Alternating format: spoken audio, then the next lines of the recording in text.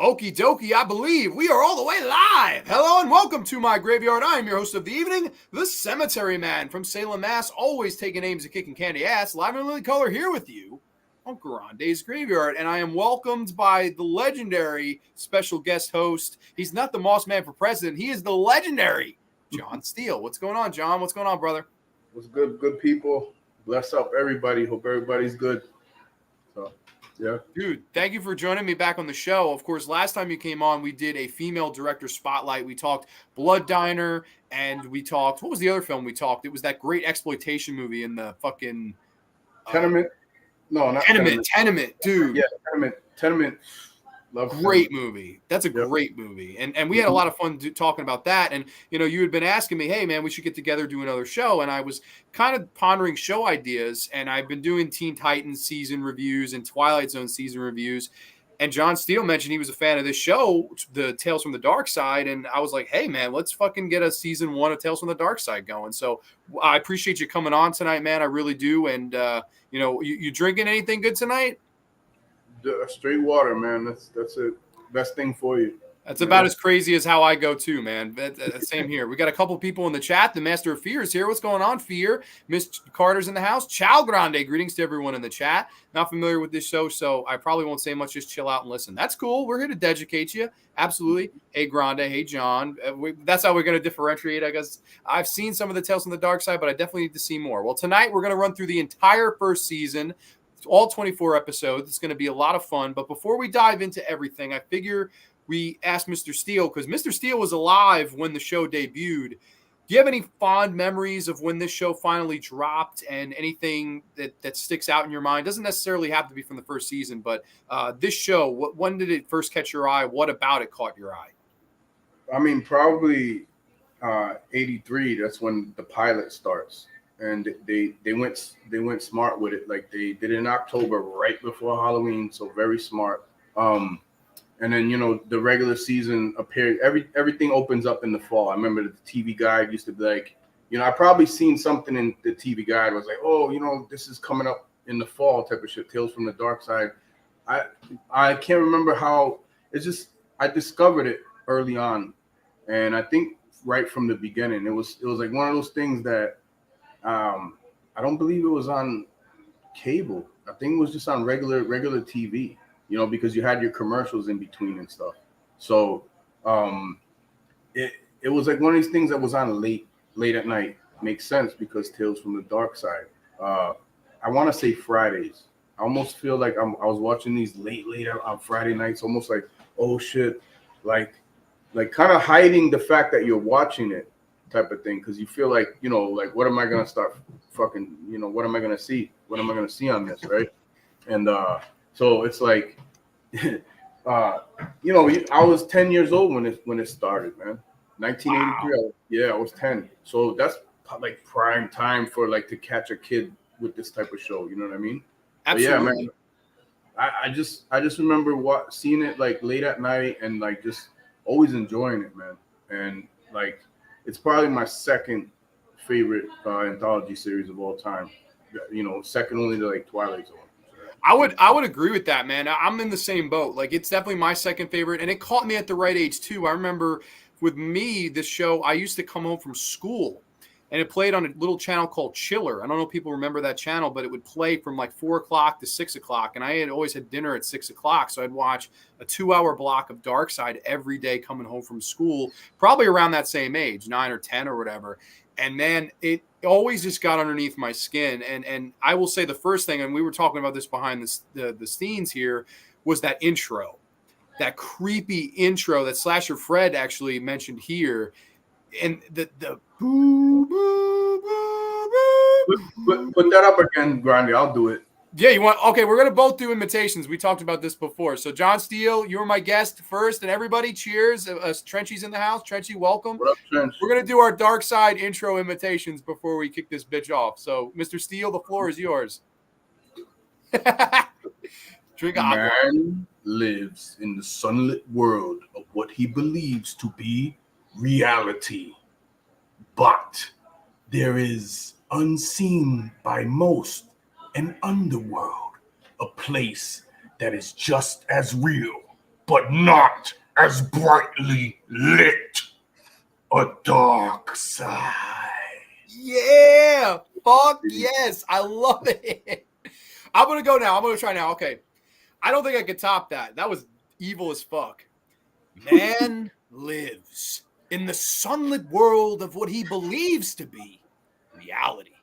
But there is, unseen by most, an underworld, a place that is just as real, but not as brightly lit. A dark side. Dude, and I always loved how they would have the text open up into a little door, almost as like they were opening up the door to this creepy little dark side world that you're allowed to enter for 20 minutes or so. You know, I just adored the show. I really did. And I don't know, this is one of those it's one of my all-time favorites too. I know a lot of people probably prefer Tales from the Crypt and shows like The Night Gallery, things like that. I don't know. To me, there was something about this show that always just felt a little bit more old school horror. And maybe that's the Romero connection and people like Stephen King, Tom Savini. I don't know. This show always kind of called to me a lot more. Trench says both of ours was badass. Thank you, Mr. Trench. I appreciate that. I had a lot of fun. We were talking about doing that beforehand, but I figure, we run through all 24 episodes and, the good, the bad, the goddamn ugly. There's all three of those to be found in this first season of Darkside. And we're going to go right down the list. Now, I have the plot synopsises of these up here. Do you want to go first? Do you want to read the plot synopsises first? Yeah, let me get into that. So there's a little bit of discrepancy here because most would say, okay, the first episode is the episode that aired in 1984. However, the pilot episode, which most people consider that's the first episode. I mean, come on, it's semantics at the end of the day, but it's called Trick or Treat from October 29th, 1983. That's right before Halloween. Capture that kid's mind, a 10-year-old kid, seeing this like, oh shit. You're probably at 10, you're likely going trick-or-treating in the next day or so. You know what I'm saying? So it's like the perfect thing to like see before, and it's Gideon hackles. Think about what happens with a cat when they get scared. They say their hackles rise up, right? A rich Bernard Hughes. Now, forgive me if I don't know all the things that this man has been in, but he plays this fucking role fantastic. Absolutely. And, yeah. A rich and spiteful old man who holds an obsession for documenting and exploiting debts owed to him annually offers trick-or-treaters the chance to search his house on Halloween night for their parents' IOUs, only to terrify them with animatronic ghosts. And over the course of the night, Mr. Hackles finds himself terrified by a witch, genuine monsters, and demons. Also, it guest stars Max Wright, written by George Romero and directed by Bob Balaban. Hell yeah. This is what they start the whole show with. This is the pilot. This is a very, very, very thank you very much. This is a very smart way to, in my opinion, to start a show to kind of get like a horror anthology series going. Like it captured the right time, and it was successful from 83 to like 88. So this one, man, is probably I think this is my top of this series. Not in the whole entire series, but in this season, this is my top right here. It's because you attach the memory to it as well. You know what I'm saying? Sure. And the time frame is just perfect. And this old man basically is a cratchety old fucker, and he just like, he's small town, like farmers and shit like that. He's got all the money. They owe him money because he's been lending them money and shit. Gives every kid that, in the family a chance to go through trick or treat, come through, look for the stuff while he's pulling the wheels and bells and whistles behind his built a haunted house in his own, or he does it every year. Very miserly, very Scrooge-like, you know what I mean? And just not a likable dude, but he plays it so well. And you buy it. And I'll say one more thing about this episode. I'll let you take it from here, so you can say whatever you're gonna say, John. But this witch in this film, at 10, dude, fuck, right? That witch looked kind of scary back then when I was 10 years old. Like I like the makeup for the witch in this. Like I like that type of witch. Like it's that classic Halloween side view of the witch. It's there. The broomstick, big nose. Fuck yeah, man. It's just and do you want to reveal the surprise of what happens at the very end? Yeah, we can do spoilers on these. So warning to everybody, if you haven't seen these, we will be spoiling these because we did 9 hours of show prep, each to do this show tonight. So there will be slight spoilers. Be warned. So this one kid who's beat a lot. They always have little messages in these too. I noticed, like about life in general. But this one boy, you could tell he's abused. He goes in there and like you think he's gonna do well, right? Because the father's whipping his ass to go get them IOUs, but the kid, and the father just hugs him, which I thought was real nice. I did too. Yeah. There's another kid that comes. He's kind of more or less like, he's the one who, ends up being like getting all the money in the end after the witch comes and scares the shit out of the old man, Gideon Hackles, and just kind of flies away. Ha ha, throwing for ha ha ha. The laugh too, bro. Ha ha ha ha ha ha ha ha. The way she laughs, it's like, oh fuck. She's tossing money, fucking just, it's like fucking strip club type of shit, just tossing dollar bills and IOUs out there, dude, and she fucking flies away. Gideon Hackles is like, he's all like heart attack essentially, or whatever, right? The final scene is him kind of like backing up, like it's like a little Hansel and Gretel breadcrumb thing. He's picking up all the money, his greedy ass. A door opens behind him. And it's like a demon and some other type of demon. It's like a hellish type of environment. And then you see like what looks like it could be the devil himself. This is first episode, people. So boom, right there. You're already scared because he's scaring the fuck out of these little kids with these contraptions that he has in his house. But to be a 10-year-old man, that'd be nice if I could see that on the big screen. Be a 10-year-old and be like, yo, just go watch that with a bunch of friends, back then. But we came to our house, it was on a small screen and shit. So regular TV, man, and yeah, probably top regular TV back then for me. You know what I'm saying? Like 100%. I would sit out to watch this, see this stuff.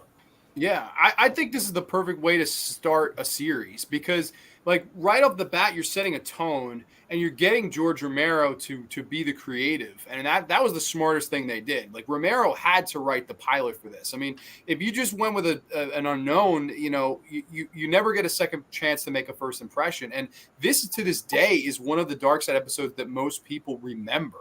It's this and an episode we'll get to fairly shortly, Inside the Closet. Those are the two that really seem to stick out in people's minds.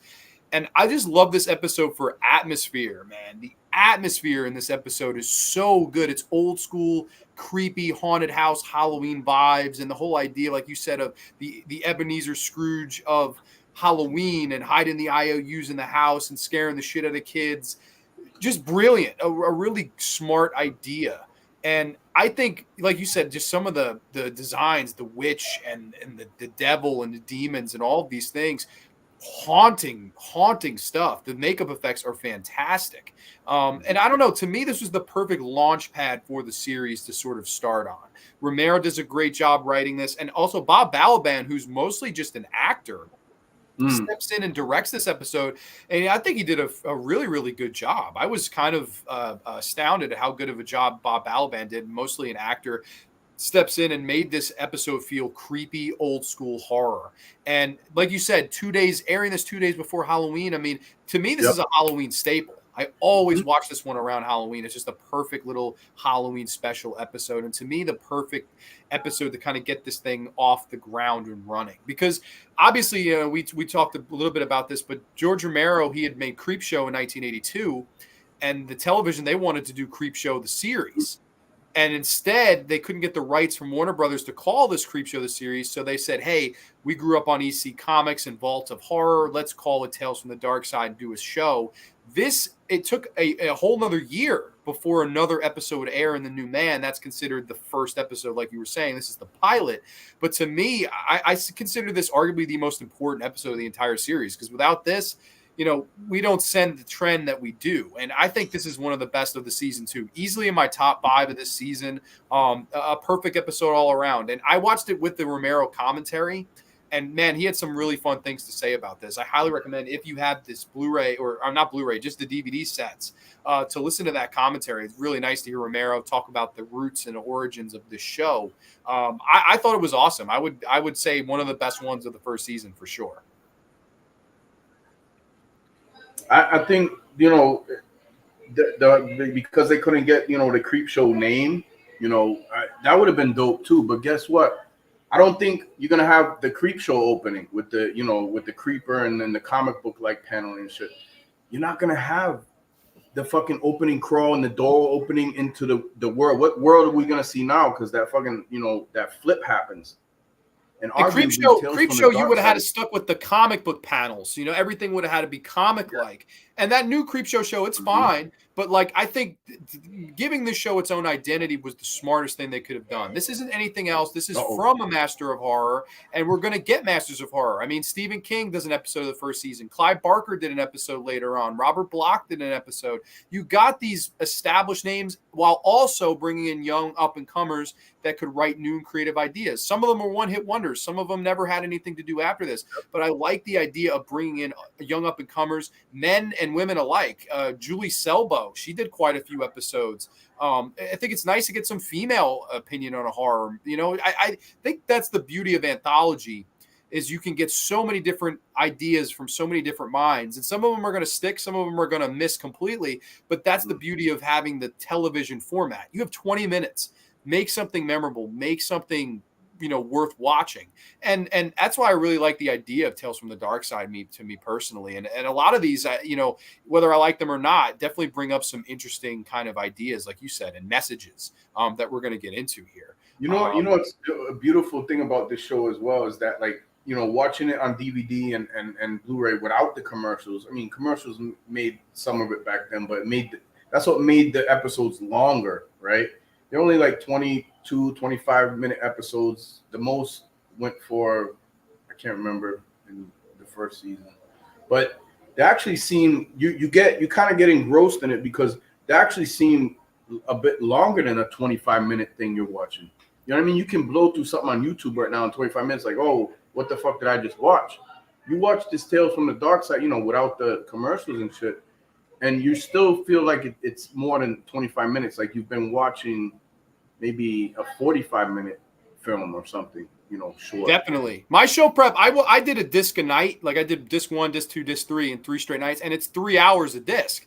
And you're right, it did feel rather long, but I don't know, to me, every 20 minutes, okay, I'm into a new story. So the pace was quick, and honestly, it was easy to kind of binge through these. I enjoyed myself. I had a good time. You even said, I think to me on text, you said that you started the second season. That's how, on a roll you were. Yeah.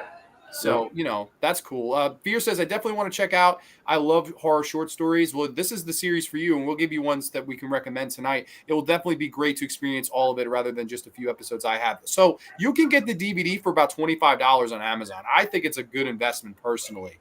But we're going to get into the next episode here. Yeah. So technically season 1, episode 1, although this is kind of the second episode. This aired September 30th of 1984, so almost an entire year after the pilot aired. This is The New Man. A reformed alcoholic is visited by his young son, Jerry. But in his opinion, he does not have a son, Jerry. Yes, The New Man. Now, this, I got to say, for mindfuckery, it's got to be the biggest mindfuck episode of the entire season, because you could think of so many different fucking analogies or interpretations and meanings. And I know you said you have a deep thought on what you think this one means, but break this one down a little bit. We don't have to go scene by scene here, but give the people a little bit of an idea of what you think of this episode. I mean, the actor is who got me right away, because it's Vic Tayback from Alice. Also, if you've ever seen Loverboy with McDreamy, fucking Patrick Dempsey. Yeah, he's in that too. He's like that kind of tough New York guy, but he's got a soft side to him and stuff, and he's always sold that part well. But yeah, it's I guess he's alcoholic, but he's kind of in recovery. I ain't touched a drink in 7 months or whatever the hell, right?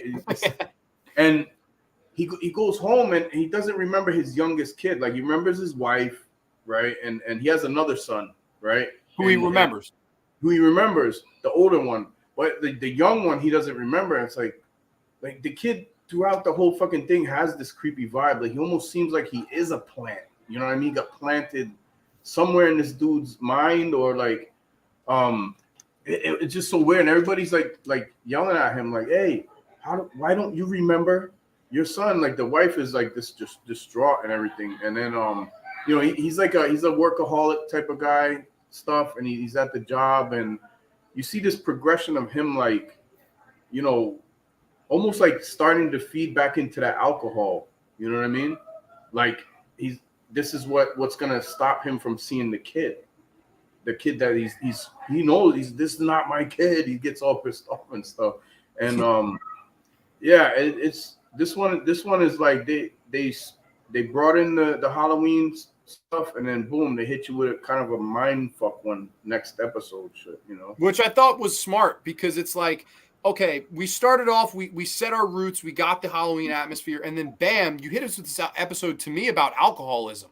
And It's a big fucking just like a mind fuck episode where, like, the opening scene, these two guys are working. Vic Tayback's one of them, and his boss comes over with 2 drinks. Hey, buddy, man, let's celebrate. You did a great job. You closed the deal. Hey, man, I don't drink anymore. Okay. All of a sudden, the kid comes in, and he says, hey, Dad, can you take me home? And he's like, you're not my son. And then, you know, the whole episode plays out where everybody's saying, oh, are you back on the booze? Are you back on the booze? To the point where he goes back on the booze. And it's fucking really sad to me. This is one of the most heartbreaking episodes of the entire series, to see this guy crumble and break down over the argument of does he or does he not have this youngest son, Jerry. And I've heard and read so many different interpretations as to what Jerry is. Is Jerry the personification of alcohol? Something that is in your life, is prevalent right in front of your face, but you are in denial about. Yep. Very interesting. I don't know. Could it be that? Is he a plant? See, I think personally he is. I think him and the boss are in on it. But at the same time, if that's the case, then how are the wife and the other son? They're not. Why would they be in on it? Why would they be setting up their own father/husband to, you know, crumble to this and go back to drinking? Because we do see him say no to the booze. It's like, to me, if he said yes to the booze, it would make sense for Jerry to show up. But he says no, refuses politely, and then Jerry shows up and his whole world goes into a tailspin. And it's a heartbreaking descent into madness. Vic Tayback does a great job in the episode, man. It's a heartbreaking one for sure. More melodramatic and sad, but I think he had a lot to say, man. Yeah. I thought that too. I thought, like, you know, well, you know why I thought the kid was a plant, because, you know, you're gonna say what happens ultimately, but yeah, bro, it just boom, alcoholism. Oh shit! Like, all right, well, this guy looks like he's doing well though, and then boom, there's a kid that they're saying is your kid you never fucking seen before, or you're saying you don't see. I think it's a message too, like almost on, like, when he was an alcoholic, like this was the side of him, or like maybe this was an actual kid he had that he was like denying. Like, look at your disrespect, and maybe that boy wasn't. That's why maybe the mom and the older one were not too. Like, it's some form of like you know, maybe recovery thing for him. And I think that he was imagining some of it. I know that, but then there was other parts where, you know, you see the decline, and it's like, oh shit, like, is this guy, you start thinking, is the guy gonna be fucking alcoholic again or what? Like, no, you don't want him to touch the booze, right? But these things keep happening, dude. And it's like almost like, don't ignore your children too. That's like another message I took from this, you know, in the show. So I think it was interesting too, the scene where he goes into Jerry's room, and, you know, it's like he has shirts with his name on it, and he just breaks down. I don't have a son named Jerry. And he destroys the counters and the bed and throws things. And he's finally had it. He opens up the drawer, and there's a giant bottle of booze just sitting there for him. and he just lays in the bed with it and drinks it. I mean, he succumbs to the vice of alcohol. And a part of me thinks that if this kid was a plant, right? Because, okay, spoiler alert, if you haven't seen the end of the episode, so he falls back into the alcoholism. He starts drinking again. And then the whole twist at the end is there's another guy that takes his place who's also a recovering alcoholic. And Jerry shows up at the end of the day to say, hey, Dad, can you take me home? That's the big twist, is that Jerry is maybe setting this guy up, although it's never really clearly said. It's never definitively like, okay. But I think it's such a mindfuck ending where you're like, oh my God, like, what is this little bastard doing? And he has this sinister smile as we kind of fade to credits. Mm-hmm. I think this is a really, really creepy one too. And it's really open to interpretation, which is what I like to see. If you're going to do a show like this, make an episode where it's open to the viewer. People can think of whatever they want to fill in the blank of the ending here and use all the themes and messages that they want to think of. I think Vic Tayback does fantastic. I think the episode has a good tone. It's well directed, and I think it's kind of an important message. Granted, I've never drank alcohol in my life, but man, if I was a alcoholic at one point, I feel like this episode could really fuck you up. Like it's deep, man. It's rather deep for a show that could be at times goofy. Yeah, they went there with that, on a few of them, and. And there's ones that honestly in the whole entire series, and I noted this picked up in season 2 and then into season 3 too, where there's like cliffhangers some of them are you're always left with like, okay, now what type of thing, but that's what draws you in. It makes you want more. Like, okay, well, you know what I mean? Like, because some will end on like some peril happening or some shit like that, like where it's like, all right, now that the kid comes back in, it's like, all right, now what? And you know what I mean? So that's where the hook, they got a good hook with this show. Yeah, it's almost like David Lynch wrote this episode. Like, it feels very David Lynch to me, where it's at the end, it's just like, all right, it's up to you. Like, what was Jerry? Was he a plant? Who was in on it? Was the wife? Like, I don't know. It is very much that's a good point. The dealing with alcoholism, it definitely has that. Instead of Danny, it's Jerry, and I don't know. I think it's a solid one. I think I've seen this one. It's a crazy, definitely a mindfuck for sure. I would say a very solid one though. I like this one. To me, a good follow up to the pilot, and to me, an interesting start to the season. But do you want to give a little plot synopsis for the next one? Yeah, I got you. The next one is called I'll Give You a Million, October 7th, 1984, okay? Millionaire Duncan Williams, played by Keenan Wynn. If you don't know who this actor is, go look him up. Offers his longtime acquaintance, Jack Blaine, George Petrie, another old man, these, rich, high society types and stuff, $1 million to buy his soul. And when Jack ends up dying shortly after, Duncan races to claim his soul, but faces a troubling complication when another party becomes interested in it as well. Now, this is one that, for me, I'm not really a big fan of this one. I don't know what it is. So I'm actually gonna try to hand off it to Grande, because this one I never been too interested in this one. This one I always gloss over and that's that one. I'm waiting for the not even the next one. I'm waiting for the one after that. So I'm waiting for number 4. I think I know which one you're talking about, because that's my favorite of the whole season. So I'm very excited to get into that one too. But this one, I would agree with you. It's definitely one that I don't know if I would gloss over it per se, but it's definitely not one I love as much as most people. Although this one is beloved. This one gets a lot of good reviews on here, so that's nice. It's basically, this one reminded me of Trading Places, which actually came out, I believe, the year before this. Of course, the two millionaires who bet on Eddie Murphy and Dan Aykroyd Trading Places. These two guys are similar. I mean, they're playing billiards. I'll bet you $2,000 you don't make that shot. And he makes it. He's like, fuck you, two grand. This is an ideology of two people that money just doesn't mean anything to them. They'll bet $2,000 on anything. They'll be $2,000 on two cockroaches fighting. I mean, completely shameless, hopeless, rich people. And then basically one says to the other, hey, I don't believe in souls. I'll sell you my mortal soul for $1 million. And then basically all the horrible things that can happen start to happen from that, and the repercussions. I do think this one has a decent enough atmosphere once you get into the horror part of it.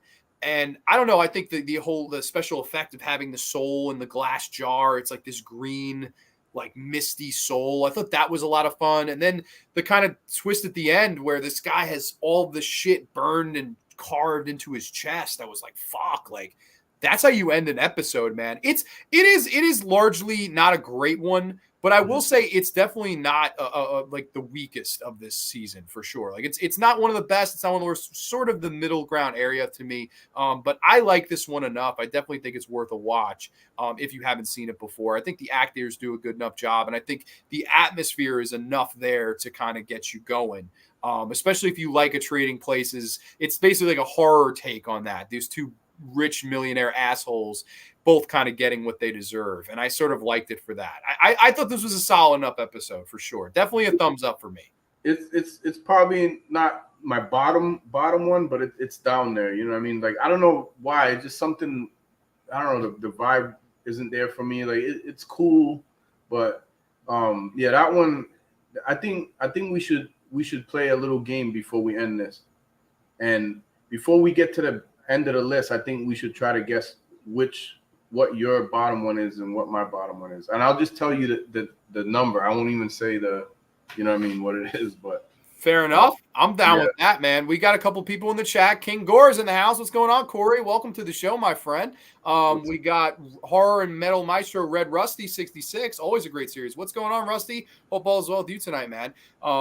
And Slush Fred says there was a Simpsons episode where Bart sells Milhouse his soul. Yeah, well, soul selling, I would not recommend it. This series is definitely a big proclamation of that. But let's get into the next episode here. It's debuted on October the 14th of 1984. This is Painkiller. Harvey Truman suffers from both back pain and his nagging wife, Nadine. Dr. Roebuck finds nothing physically wrong and concludes that the problem is caused by a latent anger toward Nadine and suggests you Oxercide to kill all Harvey's pain. Yes, so basically he wants to kill my man's wife because she's apparently the cause of all of his back pain. This is a fucking weird one, man. I don't know. It's kind of funny, but I don't know. For someone who's never been married, I guess maybe, I don't know, I can't really relate to this one of the whole idea of the nagging wife causing you literal physical back pain. What did you think of this one, man? Yeah, this is another one for me that's low on the list. Another one I kind of just gloss over. And it sucks because you're like, oh shit, I was watching these shits back then. Like, all right, like this shit memorable in all of them, right? But there's certain things it's like, all right, well, you're gonna remember some more than others. But this one was okay. This one is not the bottom one.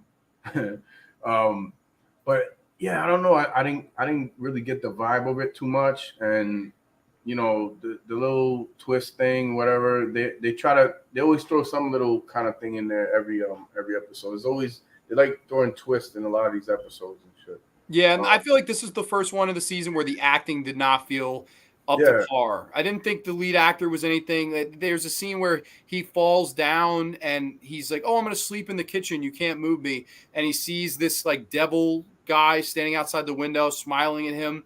It didn't come off scary. It came off rather goofy. This is one where the tone was all over the place. Like at the end, it's trying to be this dark ending, and you kind of just sort of laugh, which I thought was kind of weak. I don't know. This one, I would say much more gloss over this one. Like I could see watching I'll Give You a Million. It has its merits. It's good acting, message, making fun of rich people. I'm always for that. This one, though, totally skippable. Like, I don't really care for this one that much. It's just kind of a swing and a miss for me. I agree. This one is a skippable one. You're not missing much. Do you think the nagging wife plot was done better in Creepshow with Billy? Yes, I do. I think feeding your fucking nagging wife to a creature that's been in a crate for 100 years and, Adrian Barbeau and you're no good in life and you're no good in bed and all the fucking shit. I love the crate. And, we'll see Fritz Weber is actually Inside the Closet, who's also in the crate. So I don't know. You'll always know which like episodes within this series are like the more quirky ones. It's the acting, but it's also the music cues too, because there'll be certain scenes like pop, pop, pop, pop, pop. There'll be like some music like that, right? Am I right or what? Like You're some totally weird, right. Like pop, pop, pop, pop, pop, like some weird fucking quirky shit. You're like, all right, this is gonna be like supposed to be kind of funny, like kind of, am I supposed to take this serious? So they play that out in a lot of these. You know what I mean? Some of them, what would argue, some of the more weaker ones too, because a lot of people like they want the more horrific ones, but I mean the quirky ones are good too, and some of the quirky ones are like, the fucking new man is kind of quirky, but it's still fucked too. You know what I mean? Yeah, it's still dark. I think you're right. Like the goofiness sometimes could hurt this show. Like Twilight Zone, every now and again, I mean, maybe, every 15, 20 episodes you get a goofy one. Like there's the one I always remember, Buster Keaton, and it's like a silent era film nod, and they go back in time and there's no sound. That one, like, I never cared for it. To me, it's like Tales from the Darkside, they did that a lot more. Then like every 3 episodes, it seemed like there was a goofy one or one that didn't age well or one that, was way behind its time, so that happens here. And you're right. The musical cues are right there with this one in particular. Mm-hmm. It's just off. I think the ending is trying to be horrific. I really do. And it just kind of comes off as sort of laughable. So I don't know. To me, the Painkiller is the first swing and miss of this season for me. And not the worst either, but certainly one that I would say you could pass over for sure. I'll agree with that because I probably watch the other one more than this one. So, but yeah, I'd watch. I'll give you a million if I had the choice between this one and Painkiller. Like I said, Painkiller is probably like early on one of the most skippables. So definitely. But the next one, I'll spoil this right here. This is my favorite of the whole season for sure. And break down that plot synopsis for us, good brother Steele. Mm-hmm. All right, so this one is called The Odds. Okay, it stars Danny Aiello, rest in peace. As Tommy Vale. He's a bookie who never turns down a bet. Meets Bill Lacey, played by Tom Noonan. Most of you people know who these actors are and stuff. A mysterious bettor who manages to successfully predict outcomes on every gamble he makes. So this guy comes in and he's like, with this bookie, Danny Aiello, and he's always winning, and he's never wrong. And then Danny Aiello is the whole time, he's like, he doesn't like to lose money. So he's looking at this guy like, he feels like this familiarity with this dude, like, I know you from somewhere type of shit. And then that gets into something else, right? Mm-hmm. And he becomes determined to break Tommy at any cost. So Lacey comes in, this guy all kind of off the street, dressed to nines, the fucking whole kind of gangsterish outfit. Yeah. And this one has that, it basically takes place all in, side the bar, right? And when Tommy ends up wagering on the time of his own death, he must do everything he can outsmart the man who has never lost. So this one's directed by James Sadwith. But yeah, this one is one of my favorite of the series as well. And yeah, go ahead, take it away, John Grande. Yeah, no, this one to me, from a standpoint of the best acting in the series, you look no further than those two names that you mentioned. Of course, Tom Noonan, everybody remembers, of course, from the Monster Squad, he played Frankenstein's monster. And then, of course, fast forward all those years down the road where he's in House of the Devil. I mean, Tom Noonan is a great genre star. I always loved Tom Noonan. And then, you turn the dial back to Danny Aiello, who, of course, Do the Right Thing. And I mean, I'm a huge Danny Aiello fan. May he rest in peace. This episode is generally the most, in my opinion, the most Twilight Zone-esque episode of Tales from the Darkside. It very much feels like the Game of Pool episode with Jonathan Winters and Klugman. Yeah. It's really two guys sitting down talking about life. And the acting is just so fucking superb in this. And I love Danny Aiello playing the big bookie that's will never decline a bet. And Tom Noonan comes in and he's hitting all these bets on a 60 to 1 underdog and 8 to 1 underdog, and he keeps winning all this money. And then he kind of drops the ball on Danny Aiello. Hey, I bet that you won't be alive 8 a.m. tomorrow morning. Just this sinister smile in the white tuxedo, and Danny Aiello is like, I'll be here. Let's do it. He's not afraid. And these two guys, mano a mano, going back and forth, I just think it's wonderful. It's arguably my favorite Danny Aiello performance. He is wonderful in this. Wow. As he sort of starts to berate Tom Noonan and saying, there's one thing I've learned sitting here 30 years. It's that you can never underestimate the power of the human will. And, that's the miraculous thing about the human will. You either have it or you don't. and all these years ago you were afraid and you stepped away from your wife with TB and 2 little girls because you were afraid to face the music. And I love, as Tom Noonan's listening to this, he almost starts to cry. His eyes start to water and he takes his hat off and he's just devastated by all this because he knows Danny Aiello is right. And he doesn't want to hear the truth. And he says, I lost everything. And Danny Aiello goes, without missing a beat, you're going to lose it all again, you big jerk. And I love just the two of them going back and forth because Noonan brings a great intensity to this role. He's scary. He's calm, cool, collected. And there's 5 minutes left. Aren't you sweating? I don't sweat the small stuff. 5 minutes, plenty of time. Just great. Like, he doesn't give a fuck. He knows he's winning this bet. But Danny Aiello is like, hey, man, I'm not afraid either. Both of them, it's almost like a who's going to blink first. Yep. And will it be this gangster from the dead in Tom Noonan, or will it be this longtime bookie who hasn't left this chair in 30 years? I don't know. To me, this is the best episode of the first season of Tales from the Dark Side. The acting, the direction, the idea, the message. I think this is just all around a perfect fucking episode of television to me. 20 minutes, quick pace, and I think Danny Aiello gives the performance of the season for me. Did you, now, when you first saw this one, did this one give you the Twilight Zone vibes like it did me? I mean, in hindsight now, yeah. I mean, it really does. It has that, it's that like kind of like, drawing you in like smoky atmosphere, like that one location, it's the conversation with the people that you're interested in. It's not like just, dumb conversation. The other actor in it, the guy that plays like is like boss, that dude in shot.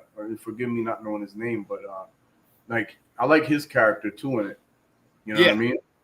And it's just the whole episode is because it's revealing something to you as well. Like they're like kind of throwing a little bit of mystery at you in this episode too. So I always enjoyed that, which Twilight Zone does that effectively. But yeah, this one was like could have been in Twilight Zone. I could see that, and even in black and white, dude, this would have definitely worked. This is one where it's like, okay, every now Tales from the Dark Side, they'll have a episode with a creature or a monster, and these are the episodes that are probably the most remembered. I mean, we're gonna get to the Savini one, Inside the Closet. That's the most remembered one. I mean, it's literally on the cover of the complete series box set. But to me, to do an episode without a special makeup effect or anything like that. Just two guys sitting at a table, and to bring the intensity that these two actors bring, it really makes it feel like the stakes are up. It really makes you feel like somebody's life is at stake on a bet. And to me, it's just that's the whole thing with this episode. It's wonderfully acted. And I don't know, I would have loved in a perfect world to see a commentary from Tom Noonan and Danny Aiello together talking about this episode. Because it's like one that if I ever met Tom Noonan, I'd ask him about this. Like all the great stuff Tom Noonan's done, I would ask him about this because this is like one of my favorite episodes. Easily my favorite episode of the season. At a convention or something, and you bring the fucking Tales from the Dark Side shit and have him sign it or what, man. Hey, I would do that because, man, he does a good job, and I love some of the ways that they're passing the time, and Noonan just never blinks. He's stoic.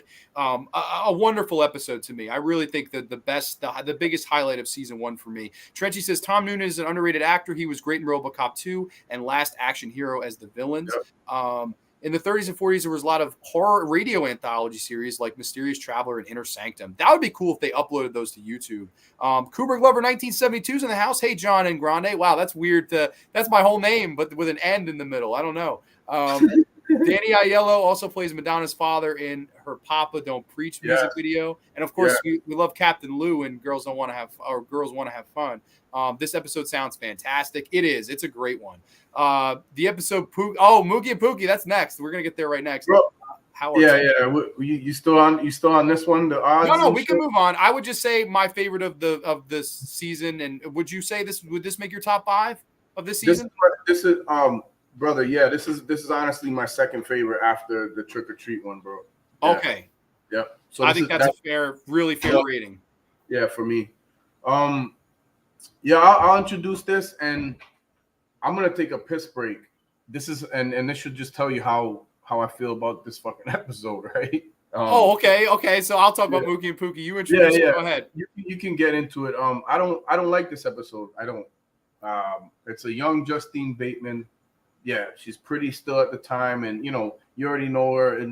But this fucking, I don't know, this another like quirky episode, but like there's it was like they were trying to be the new man shit with this a little bit. I felt that, but like the environment of it I didn't like, and it's just no. But let me read it to you. Okay. The stupid fucking like nicknames too, like what Susan Pookie Anderson, played by Justine Bateman, discovers that the spirit of her recently deceased twin brother, so there's the connect right there that you're supposed to feel for that, Kevin Mookie Anderson. I feel like we're talking about Spike Lee earlier with Danny Aiello. Dude, this is fucking, Mookie is fucking from, Do the Right Thing with Danny Aiello. So see how this is weird fucking. Anyway, Pookie's from, what's the one with Wesley Snipes, the other movie. Anyway, Mookie Anderson, Ron Asher, lives on through his computer. Okay, so now I think this is the first episode where we get the computer stuff being introduced. Yes. Yeah. But her parents don't believe her. When her father threatens to sell the computer due to her growing obsession with it, Susan must prove to her parents that her brother is still alive before they follow through on their promise. And it guest stars Tippi Hedren. Yeah. And written by Dan Kleinman. But yeah, November 4th, 1984. I'm about to take the piss. John Grande, you got this. I got this one. Okay, so this is the classic Tales from the Darkside episode where you're going for a trying to be hip into the time, to the era of 1984. But of course, this ages so poorly looking back at it now. I don't mind the heart of this idea. So basically what happens is Mookie and Pookie, their brother and sister, the brother's like dying of leukemia or cancer or something. They never really specify as to what. And his idea is he's going to transfer his conscience into a computer so he can still be with them in the afterlife, and they can kind of talk to the computer as if, he was still alive. It has its heart in the right place, but this one is really fucking dated. Like, you watch this is one of those, like, I know a lot of people like to use the term, oh, this was so-and-so was ahead of its time. It's ahead of its time. This was like behind its time. This one feels very fucking dated to me. And at the time, it probably was trying to be hip, and probably people were like, wow, like somebody putting their conscience into a computer. Holy shit. Like, this is something that Black Mirror probably would have done much better. To hear me say that, to hear John Grande say that, and I'm talking about myself in the fucking third person, that's the truth, because I'm a huge Tales from the Darkside fan over a Black Mirror. Black Mirror would have done this much better because it's just the time, the technology, the idea. I think that would have fit the modern day much better than it did right here. It kind of, Slasher Fan makes a good point. It is very Spielberg-y. It has that trying to like sentimental BS Spielberg heart to it. But it also lacks a lot of substance and good acting. Like, Justine Bateman is fine. Tippi Hedren, it's weird to see her in an episode like this. Of course, we always remember her from all the Hitchcock collaborations. I don't know. For me, Mookie and Pookie, it definitely is the fucking most stupid title of the season. I'll say that. Largely skippable as well. I mean, I will say it is laughably bad at times. Like, I got entertainment out of making fun of it. But definitely a forgettable one. For me, one that has aged like fucking dog shit. Like the odds, to me, you can watch it in 100 years from now. The odds will still be a great episode. This one, what the fuck? You could watch this in 1991 and been like, what the fuck? This is aged. Like, this thing is aged like fucking dog shit. I'll say that. I think that's the issue with this episode. The sentiment is there. It's nice. But again, this is Tales from the Darkside. Like, I don't know if we really needed a sentimental, like, too many sentimental episodes. Like to me, John Steele mentioned it before when we talked about Trick or Treat. It's the sentiment of the kid going in the house, being frightened, the father being disappointed at first, and then hugging his son. Hey, you tried for me. You got scared. Let's go home. That's how you add sentiment in horror. This one, what the fuck? This was just a fucking mess to me. And the acting was fine, but overall a big mess to me. Yeah. I agree. This is the next skippable one for me, Grande. Right after fucking the Painkiller, and then I'm like, all right, you think Mookie and Pookie, as a kid, you're like 10 years old, 11 years old, whatever. Mookie and Pookie, yeah, like, no, Even back then, I was kind of like, this is kind of Oh. whack. Like at 11 years old or whatever the fuck I was around. Yeah, in '84, I'm 11. Yeah, it's trying to be sentimental, man, but I don't know. To me, it's just like it really fucking fails. Like it's just like, like if you're a sucker for sentimental 80s shit, I could see you loving this. But like, I don't know, to me, this is fucking bad. And I could be into some sentimental shit. This is just not it, man. It's just like really dumb. Skip it. Skip this Skip one. it. I agree. This is one of those shows I have to watch. Romero's easily in my top 5 filmmakers, and I did love the Tales from the Dark Side of the movie. Aiden, welcome to the show. We talked about Romero did write the pilot, Trick or Treat, which was John Steele's favorite episode of season 1 already. So highly recommend that one. And I believe on this DVD set, you can watch it with the commentary with George Romero, which is really cool. He also wrote the one in season 2 with Jerry Stiller, The Devil's Advocate. That's another great episode of Tales from the Dark Side. We're not going to be talking about that one tonight, but I don't know. I definitely enjoy that one too. You guys have sold me on this episode. I got to see this train wreck. See, that's what happens sometimes. You know, you shit on something so much that the people that watch it go, wow, I got to see this train wreck. Exactly. That is how it works sometimes, man. This fucking episode, all it does for me is make me want to go watch Do the Right Thing. Because fucking Danny Aiello and fucking Spike Lee, man. Yeah, I would watch The Odds 10 times before I watch Mookie and Pookie. But moving on here, I think it's my turn. This is the next episode here that debuted on November the 11th of 1984. This is Slippage. When a graphic designer, Rich Hall, fails to receive timely news about the outcome of a job interview, he begins to discover that he is slowly ceasing to exist. Slippage. What'd you think of this one, man? Because this one's kind of middle of the road for me. Yeah, I'm right there with you, brother. This was a little bit of a disappointment for me, bro. I would agree. It's David Patrick Kelly, bro. This fucking guy. I think this guy has done stage at this point in his career. And probably directly should. But David Patrick Kelly, I'm always gonna remember him from my fucking favorite movie, The Warriors. He's the bottle banging dude right at the end. Everybody knows Coney Island, stand the fuck up, right? Hell yeah. So yeah, this one was like a little disappointment because it was kind of boring. I felt a boring vibe overall with this, and I found myself every time I watch this, I find myself being like, "What the fuck is just going on here?" Like, all right, so you see kind of like the other dude kind of like creeping in his friend and like, "Hey, how's your girl?" and blah and all this other shit. And it's like, I don't know, bro. This one is forgettable for me a bit, and it's kind of a disappointment because it's David Patrick Kelly, that from the Warriors and was what fucking Sully and fucking Commando, right? With Arnie, right? Yeah. So I felt like obviously he's gonna bring his probably B game to this episode, but the overall episode, man, just like for me, it would be another like skip one from this one. I would agree. I think this one's fairly boring, again, I hate to harken back to Twilight Zone, but like I feel like this concept has been done way better. Like I always remember the Twilight Zone with it was called Person or Persons Unknown, and the guy, he wakes up and no one knows who he is, and he doesn't have a picture of himself. His ID is missing. Like all of he remembers where he works and his wife, and then none of them remember him. I felt that was a much better executed episode than this. This one is just kind of slow as it's all kind of playing out, and it's like, and the acting isn't.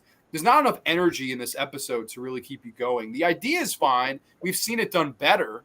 I think that's really the issue here. This is a concept that we've seen a lot of people, slowly being erased from existence. And, always the question is why. You don't get that here. You don't get a why. You don't get a great twist ending or anything like that. This one just kind of plays out, and I don't know. I would have to agree. This is a disappointment. It's not the worst episode, but it definitely, for disappointments, it's got to be in the top 3 of this season. We'll get to my most disappointing later. I'm thinking I don't know if it's mine, but like as I'm reading, we're reading each other. We seem to agree big on these pretty much. Sure. We're along the same lines, but fucking. Yeah, man, this one is definitely like, if we were to, recommend, you could probably skip this one. It's kind of uninteresting overall. You know what I mean? I mean, there's a little twist at the end type of shit, but his friend or the dude he worked with ends up being with his girl, and it's just like they just carry on like nothing ever happened, and the guy fucking disappears. Yeah, lame. This one is like a fart in church. Like it's just gonna come and go. It's like it is, man. It fucking. It's just like fuck. Like I don't know. I don't. But like. Maybe people, maybe people would like this, but I don't know. For me, man, total fucking fart in church. I don't know. I didn't fuck with this one. Remember, Sully, when I said I would kill you last? Yes, hell yeah, man. But yeah, no, the next one. This has got to be the most infamous episode of the entire series, and you can go ahead and introduce this one here. This is directed by Tom Savini. The most infamous episode of the series inside. Yeah. I get the honors, huh? Yeah, you got it, man. Your turn. So this one, man, yeah, this is probably, again, this might be shit, man. As we're going along, I'm looking at my list, and well, honestly, this is probably third for me. So already we're only like fucking we're only seven in, and I'm already at my third top right here. Yeah, so, it's top heavy.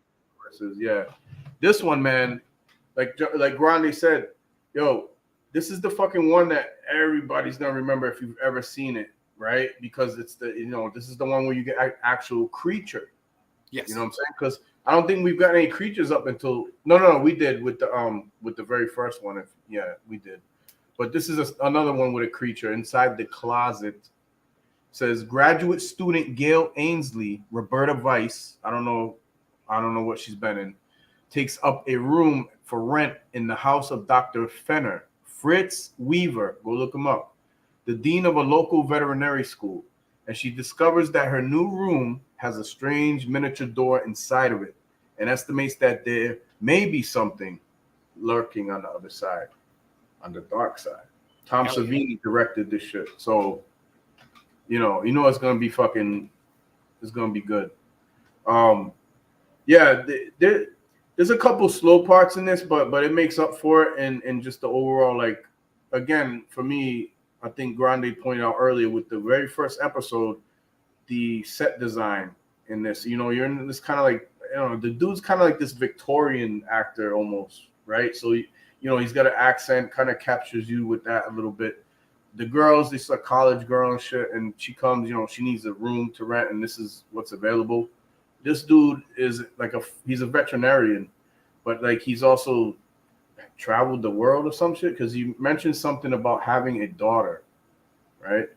Mm-hmm. And this student goes and takes up the room and everything, and there's a closet which there's no key to, or there's no way to get in. She's keeps trying, because the closet actually it's a small closet, like a small child could fit in.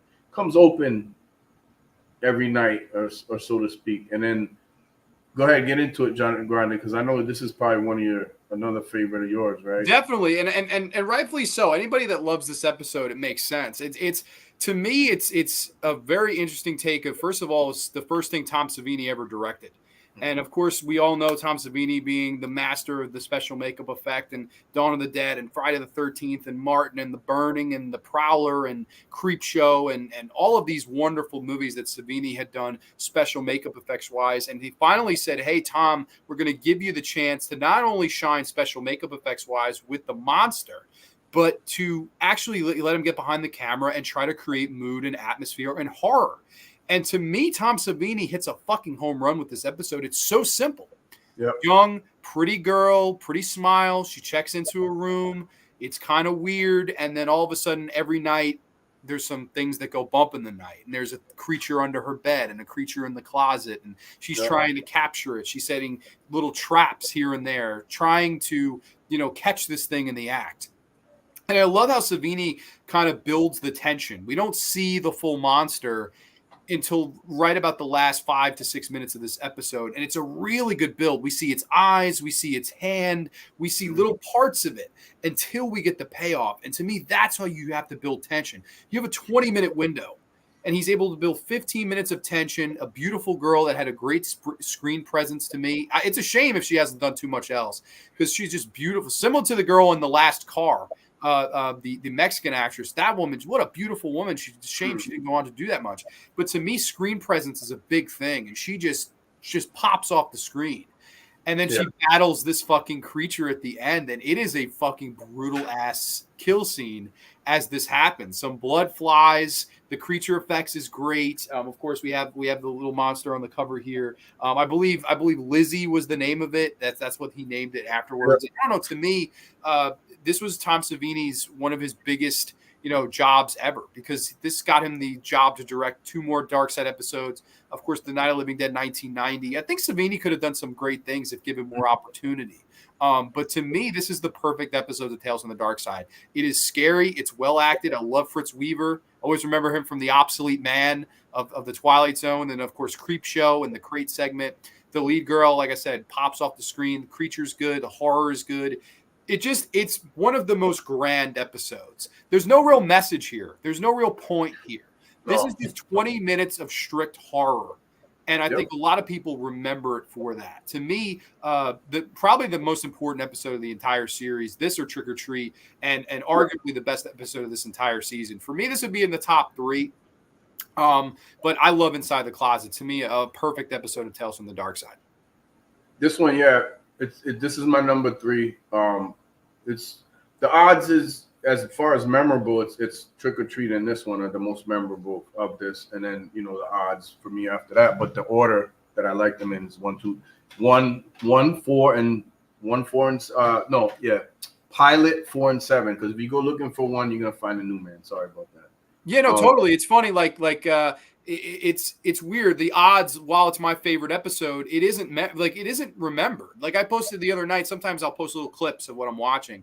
I posted it and people were like, "Oh, what movie is that?" I'm like, "I'm watching Tales from the Dark Side," and they were like, "Oh man, it's Danny Aiello. I know him. I know Tom Noonan." There are a lot of people that haven't even seen that. So man, like if there's one I want to recommend, it's that one. I mean, everybody knows Inside the Closet. Everybody knows Trick or Treat. So I'm stoked to put the odds at number 1. It is my favorite, and I think it's one of the more underrated episodes. Let's see comments here. I love Lizzie. Savini did a great job on her. I think she's up there with fluffy, memorable monsters. Definitely. It's definitely the most remembered monster of this series. It's this and then probably the Grither from the Christmas episode in season 3. When Tom Savini directs something, it's usually really good. I liked his Creep Show episode quite a bit as well. Yeah, no, I love him as a director. Savini's will always be Sex Machine from Dusk Till Dawn in my eyes. Hell yeah. You guys know what you're talking about. I can't remember the show very well. Thank you, Mr. Kubrick Lover. Yeah, no, I had a really fun time running through these. I think John Steele did too.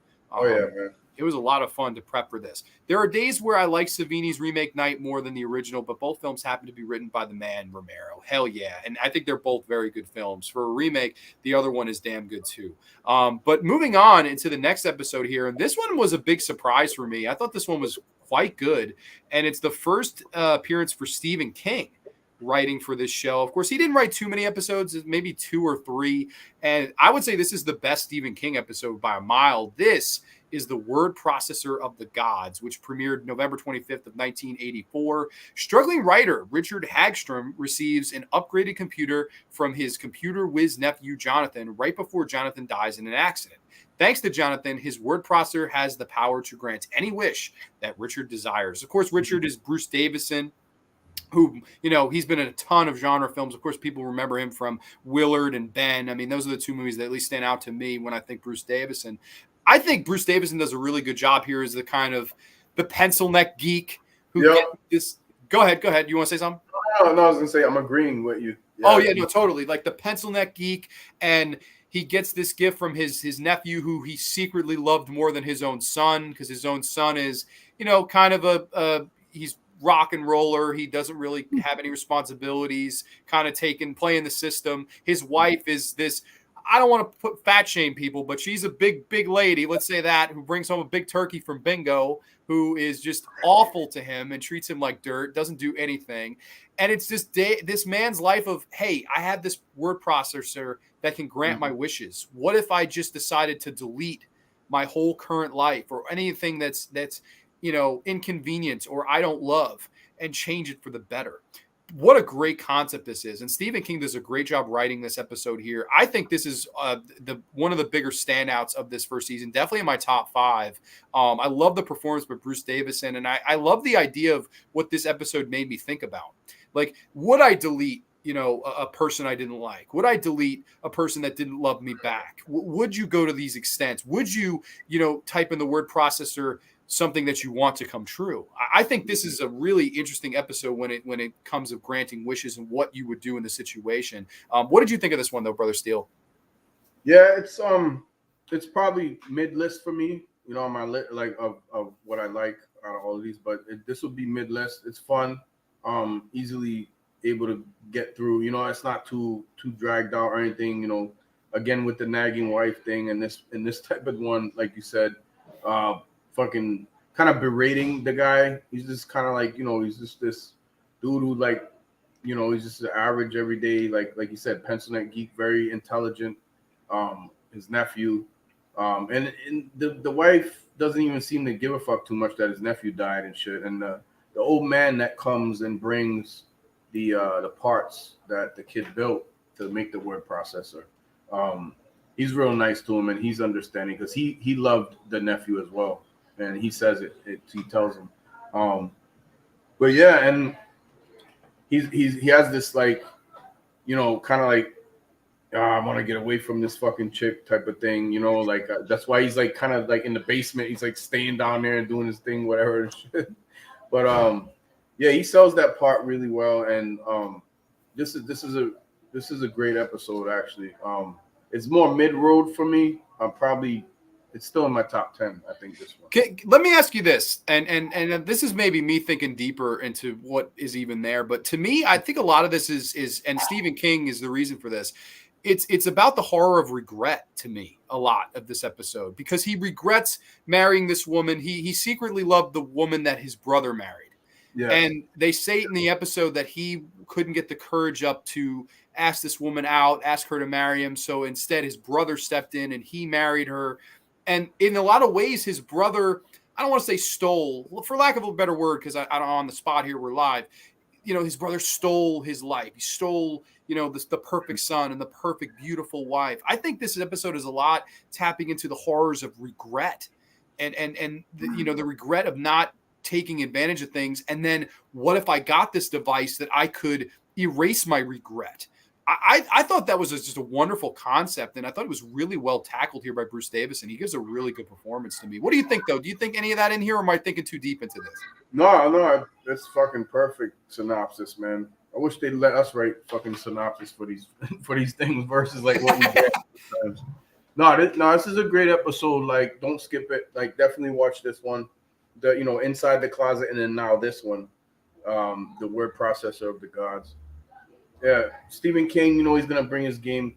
Stephen King game. Did it feel? It didn't really feel like Stephen King though, if that makes sense. Like, because it's not really.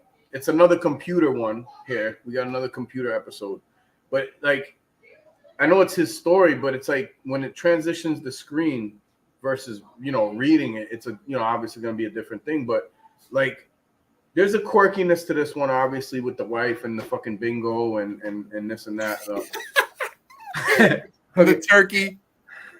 She's like, well, at least somebody's making money around here. I'm fucking winning at bingo or something like this, right? And the guy's just like, it's kind of like you expect there for him to like go toddling back downstairs and shit. But you know, he holds his ground with some shit. But yeah, this one is this one will definitely be in my top 10, man, overall. But yeah, you know how Stephen King has like other stories that when it transitions the screen has more of a gothic feel or what, you know, right? Like there's something more sinister there. This one felt like, well, fuck, the nephew died, but here's us, kind of like, you know, you want the guy to win in this story, so you know. And thankfully he does. I thought if you're gonna go for a more happy ending or sentimental ending, this was how you do it. You know, he erases his wife, he erases his son, and then I want to be living with my son Jonathan, bring him back from the dead, and be with my beautiful wife Belinda. And of course, the final scene, the processor breaks, and I thought it was going to end where he was back to his old miserable life of regret. And instead, it's kind of a happy ending where she's bringing him hot cocoa. I thought that was wonderful. I really did. I thought it was a really, really nice, like kind of heartwarming ending to an episode like this. I don't know. I really like this one. I would say in my top 5 of the season. I really like this one. Let's see. I have fear of Regerts. I'm sure you do. Let's see. Sean Blue Digital stopping by to drop a like and say hello. Thank you so much, man. Appreciate it. I know you do giveaways, Sean. We got a big giveaway announcement tomorrow, double giveaway. So everybody stay tuned for that. That's going to be tomorrow. People saying hi to Sean. As a huge Stephen King fan, I got to check this out. I highly recommend this one. I would say a highlight of the first season, a top 5 for me. This film, Willard, is very much like a pre-Carrie, where the main protagonist is an outcast who is bullied. Yes, no, that's a good one. Another one precursor to Carrie would be a little movie that I know John Steele loves called Bad Ronald. And I love Bad Ronald. That is a fucking great movie. Kayan Boner, that's the first in the graveyard. Welcome to the show, my friend. Does anybody in here remember Trilogy of Terror with Karen Black? Of course, man. That's an all-time classic. I love that one. Kanan Backyard Productions. Hey, everyone. I was sent by Death Central. Oh, Death Central. Thank you, man. Appreciate that. Contest sounds good. Wait till you hear what we're giving away, man. That's going to be a lot of fun. Tomorrow. That drops at noon tomorrow, so everybody stay tuned for that. But next episode here, I think it's your turn to introduce this one, buddy. Okay. This is our episode number 9, A Case of the Stubborns, with a young Christian Slater. So hell yeah, who also shows up in the movie in 1990. Yep. Christian Slater shows up in the movie, which is cool enough. Yep. So this one is called A Case of the Stubborns from December 2nd, 1984. Jody Tolliver, which is Christian Slater, and his mother mourned the death of Grandpa Titus. Suddenly, Titus, Eddie Bracken, nonchalantly rises from the dead the next day. Jody and his mother enlist the aid of numerous townsfolk to help convince Titus that he should be dead. The extraordinarily stubborn man refusing to believe it even as he decomposes, right? Yeah. This one's written by James Houghton, and it's based on a short story Grande mentioned earlier, Robert Bloch, and guest stars Brent Spiner as Reverend Peabody. So yeah, this one is fun, man. I like this one. I can always go back to this because the grandpa sells it. Obviously, it's just he's this kind of like old and like real. The Case of the Stubborns, refusing to die. Yeah. Right? So I think Eddie Bracken does a great job in this. You're right. I think like this is one of those episodes where it has the sense of humor. It's goofy, but I enjoy it. Like I think it's a really well executed, like funny episode, and the whole idea of being in the denial of death, and every scene, if you look closely, he's decomposing more and more. I thought that was wonderful as it keeps going on. It's like he starts where he's okay, then the next scene is a little bit decomposed, and by the end, his face is like blue, and he's struggling from rigor mortis. I mean, it's the makeup effects is really good here, and Eddie Bracken gives a really fun performance. You would think Savini would have like done really well with doing something on this makeup effects too. I don't know if he was involved with these makeup effects though, but because I assume like when he does his episode, like they maybe task him to like say, hey man, can you create this for something we got planned out here? You think they've done that? He's have other episodes where he done the creature work on it. But I think so for sure, because like if you're going to bring in somebody who's good at special makeup effects, you have them come in and say, hey, be creative, make something new that people can get into. And they did. He made the most iconic creature of the series. I don't know if he worked on this particularly, but part of me thinks this is right around the time Greg Nicotero was coming around, and right around the time Howard Berger and Kurtzman and all these guys that kind of went on to become huge. I think episode like this is a great era for somebody to grow. Okay, every scene you've got to make him look more decomposed, and Eddie Bracken has to act through all that makeup. I thought he did a really good job, and I thought this was a funny episode. And it pretty much ends where he's like, I'll go up there when I'm convinced I'm dead. I have to be primarily convinced I'm dead. And of course he sneezes and his nose flies off. And then of course, okay, I'm dead. I'll accept it, and kind of goes up to bed. Thought that was really good, man. I thought this was fun. One of the more fun episodes of the first season to me, an episode with humor that I thought was really well executed to me. Goofy, but very effective. Yep. I agree completely. Give this one a watch. Don't skip it. This is another great one. Yeah, another really good one. Trenchy says, I think I've seen this one. It's a fun one, man. Ty Ortiz in the house. Ty, first of all, I want to thank you for the nice comment you left on the Twilight Zone video that I did with Anthony. That was such a nice comment. You were in the hospital recovering, and you said that video was like made your day. That your comment made my day. I just wanted to say that. I think I commented back, but thank you for the kind words. I was just saying how I wish someone review the Tales from the Darkside series instead of the movie. Thanks, guys. Yeah, no, I plan on doing more of these. I've had a few people reach out to me to want to do this. Shaheem has reached out to me.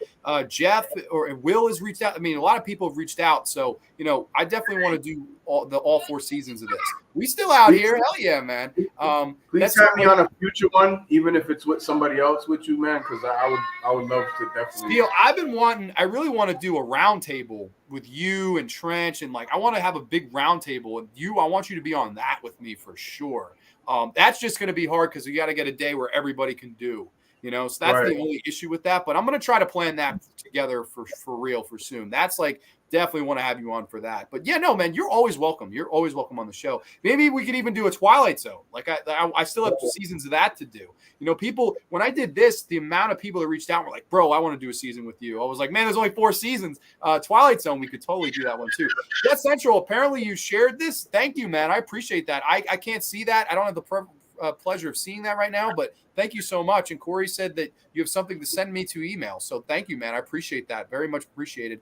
Tomorrow, Death Central, big double giveaway announcement. So stay tuned. Thanks for coming. Thanks for bringing him, man. That's so nice of you to share my stuff. Twilight Zone from the 50s is better version, in my opinion. Rod Sterling is a good story writer. I would agree. Oh, yeah. That's my favorite. That is my favorite of all time. That is number 1. This is number 2 after Twilight Zone. 100% agree. Yeah, this is like the Twilight Zone of the 80s, but nothing beats the original Twilight Zone. Your subject well, Grande. Thank you, Kubrick Lover. I appreciate that, brother. Got your nose. Yeah, exactly. His fucking nose flies off. I'll be on the midnight hour live stream, popping popcorn. Okay, a little plug here. Great night, everyone. Thank you so much for stopping by, Sean. Let's see. Masters of Horror was a great show, too. I love that show. That's another one, Kayan, that I want to do. I want to do both seasons of that because I've done ranking all of them, but I would love to do season by season. I think that'd be another one that'd be fun to do. I'll be interested in that future though. What's up? Totally. John Steele, like I said, you're always welcome, man. Sorry, so late on vacay in Miami. Oh my God, enjoy your vacay in Miami. That's fantastic. UT Gone is out here. Well, be careful now, Brent. There's also some alligators, crocodiles, all that shit. Don't get eaten up on us now. No Lake Placid shit on our asses. You'll be in one of the 70 sequels. But let's move on to the next one. This one is got to be a contender for worst of the series or the season. This is Jinn No Chaser, starring none other than fucking Kareem Abdul-Jabbar as the Jinn. Let's get plot synopsis here, and then we could bury this one. Unless you liked it, I don't know. Mental patient Danny Squires tells his unseen psychiatrist the story of how his wife, Connie, purchased an old lamp, rubbed it, and brought an ill-tempered genie into their lives. Jinn No Chaser. John Steele, I don't know what the fuck to say about this one. This one was a big miss for me, but what did you think? As a kid, bro, think of it. You got fucking Kareem Abdul-Jabbar as a fucking genie in this thing, right? It's like before they ever do anybody else with the fucking genie that, this one is just, I feel the way I feel about the Mookie and Pookie one like this, but I don't hate it. Like, I don't hate this one.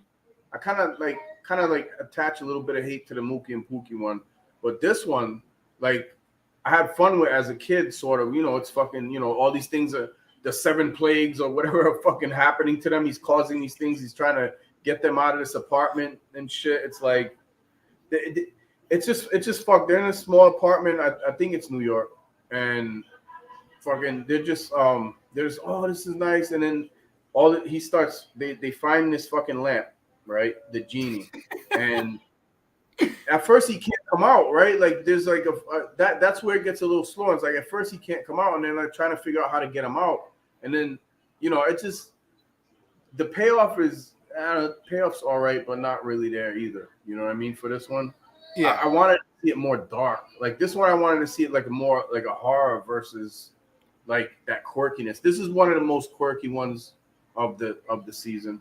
Yeah, it's all over the place. Like I like Kareem Abdul-Jabbar, and I will say this too. I think he's the best actor in the episode. Like he's not the problem. It's just hearing that. Like when you hear that on paper, you're like, wait a minute, what the fuck? Kareem Abdul-Jabbar is gonna play a genie, but he's the best part of the episode. The only problem is he really doesn't show up in person until like the last 2 minutes.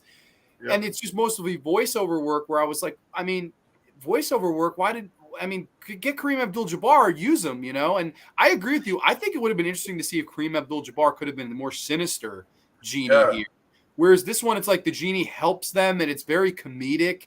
And the structure of this episode of the guy telling the story to the psychiatrist, it didn't have to, it was so over the top. It didn't work at all. Like, to me, it just could have been laid out standard. But instead it was like, oh, we're going to tell it in the third person. Then we're back here and we're in the future. It's like, it jumped around way too much for a 20-minute BS episode. And to me, the highlight was Kareem Abdul-Jabbar. It was so fun seeing him. I thoroughly enjoyed Kareem, but man, the episode itself I thought was bad. I won't say that I hated it either. I would agree with that.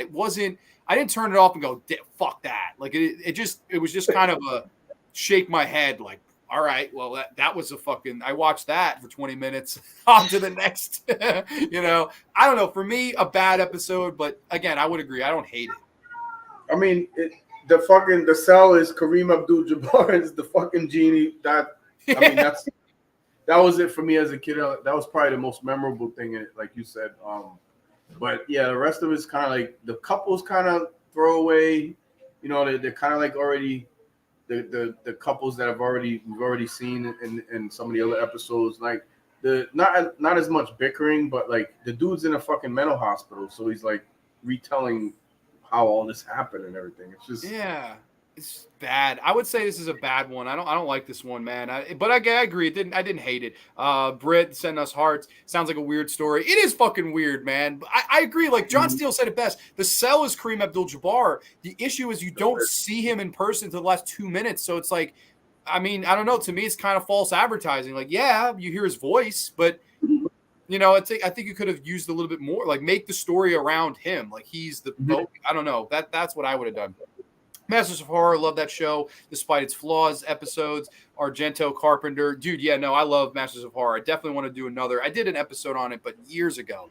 Episode Answer Me sounds more like a version of the classic Babysitter and Man Upstairs, where instead the victim being harassed by an obscene caller, she is troubled by just a telephone. That one, I don't know. We're going to get to that one. Grande, that is you. Thank you, Slasher Fred. You did the work for me. That is my weakest out of the whole season. I might be there with. I mean, it's definitely a bottom 5. It's one of the bigger swing and miss. We'll get there though. Grande, at Grande. Have you watched the horror anthology? Yes, I've seen I've done a video on it too. I did an entire review. They are coming out with the new one called VHS 99. I did not like VHS Viral. I did not like VHS 98, so I do not really look forward to VHS 99. Good concept, but I don't know. It's been shaky since after part 2. I'm ashamed to say I haven't seen the series. Man, you got to get on that. 25 bones for the DVD. Highly recommend. I think it's a great series. Aiden Vavra, agree. A couple episodes were good, hit or miss. I think it's on Shudder. I'll watch on there. Excellent. Okay, cool. Next episode, I believe it's your turn now. Got this. Episode 11. January 20th, 1985. All a clone by the telephone. Meek, struggling screenwriter Leon, Harry Anderson from Night Court, many other great things, is contacted by his answering machine. So now we get another computer answer machine element in this one, technology, right? Keep that in mind. Yeah. Which happens to come from an alternate universe. The answer machine comes from an alternate universe. Making it known. I like the voice of the answer machine in this. I'll say that. Making it known how intensely strong-willed it is. The machine, speaking in Leon's voice, gradually begins to take over the original Leon's life. Eventually, Leon lashes out at the machine and shuts it off. But this ends up sending the machine's friends after him, automated recordings torturing him nonstop with useless information. Written by Haskell Barkin. This is another fun one, but with a lot more serious tone to it. Yeah. It's fucking Harry Anderson. He's gonna sell that part. Yeah. He's quirky. I kind of like this one. I don't want to say like it wouldn't make my top 10. I don't think. but I do like this one, and I wouldn't skip this one right here. It's got like a slowness to it in some parts and shit, you know. And then the funny shit is how the machines talk to each other and shit. You know what I mean? He's trying to like get it on with another machine, like kind of wooing another machine, like, hey, baby, help me screw this dude over type of shit. It's like, what the fuck is this I'm watching as a little kid, man? You know about this type of shit. Because, you know, answering machines are probably, you don't have one back then, or they're brand new to somebody. So this is like new technology and the sell on that and how, you know, technology can become corrupted. So there's a little nod to something in there. You know what I mean? Yeah. I like this one. It's not one of the greatest, but yeah, I like this one. So I would say this one was a flat one for me. I don't know if I hated it.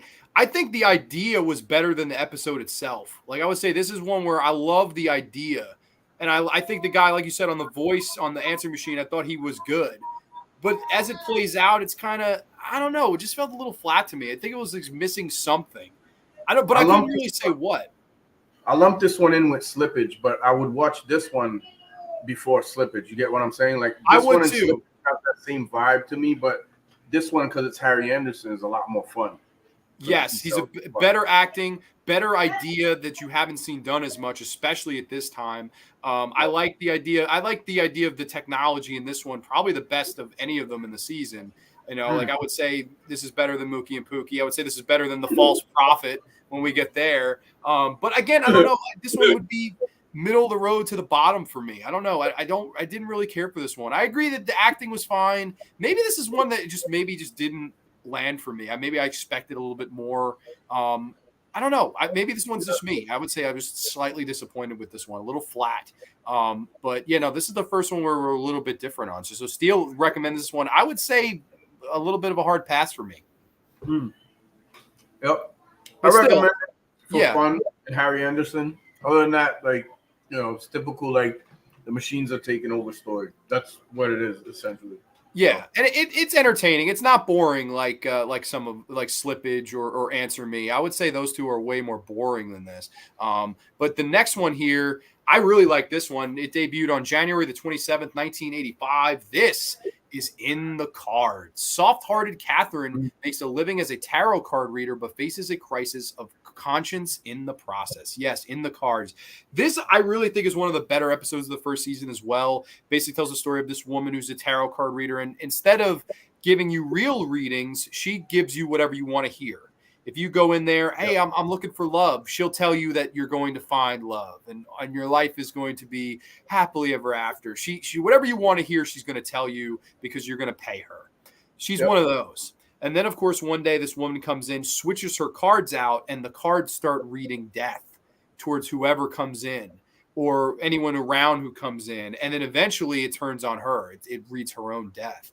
And this one's kind of morbid. It kind of has a very depressing ending. I don't know. I really kind of like this one. I liked how, you know, for all the goofy ones that you get, you know, for all your Mookie and Pookies and painkillers, I would say this one there's not one laugh in this. Like, this is a fucking dark side episode, and it really hit home. I like the idea of bringing tarot cards and horror and death and all of these things and making them come true, all because of this woman trying to give people what they want to hear. You know, sometimes you can lie all you want, but the truth is really what hurts the most. And ultimately in this episode, the truth kind of plays out. And I don't know, I really like this one. I think In the Cards is kind of a fucking bleak, evil, sinister one. What did you think though, man?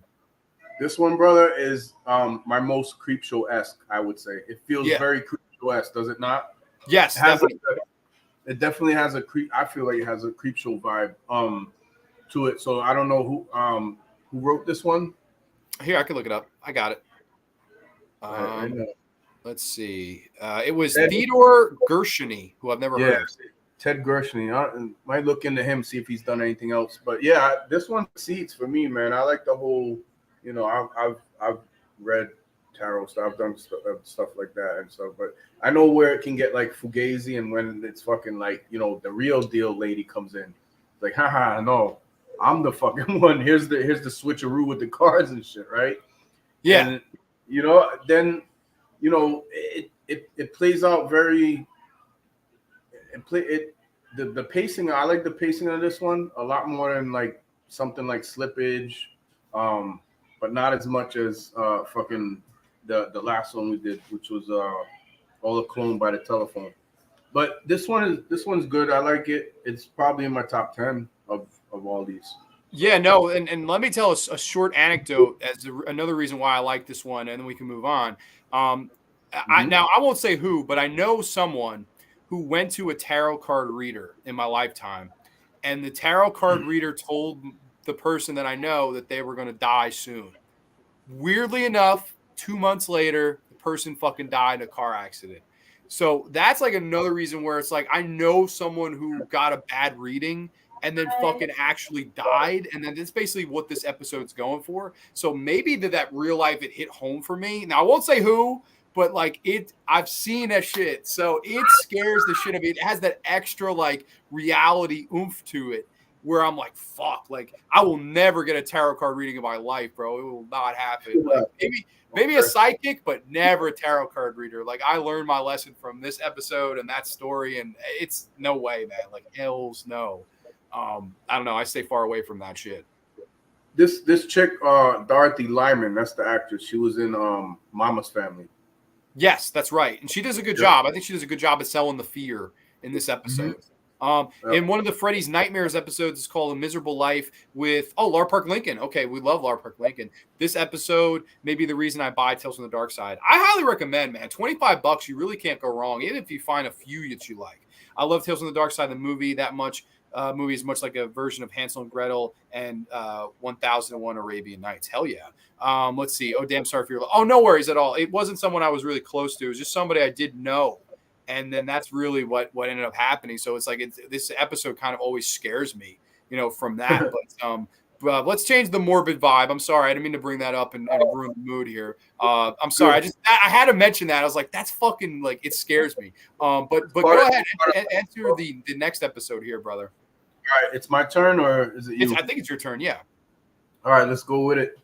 So that was in the cards. This is episode 13 called Anniversary Dinner, right? It's an elderly couple, again, Henry and Eleanor Colander, Mario Rocuzzo, and Alice Ghostly in an episode Twilight Zone. This woman's last name, Ghostly.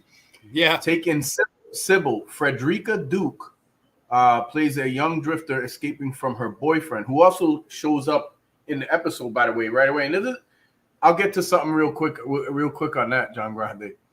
Just in time for the couple's 25th wedding anniversary. So they come upon this other couple coming upon this older couple who live in this kind of like cabin in the woods, right?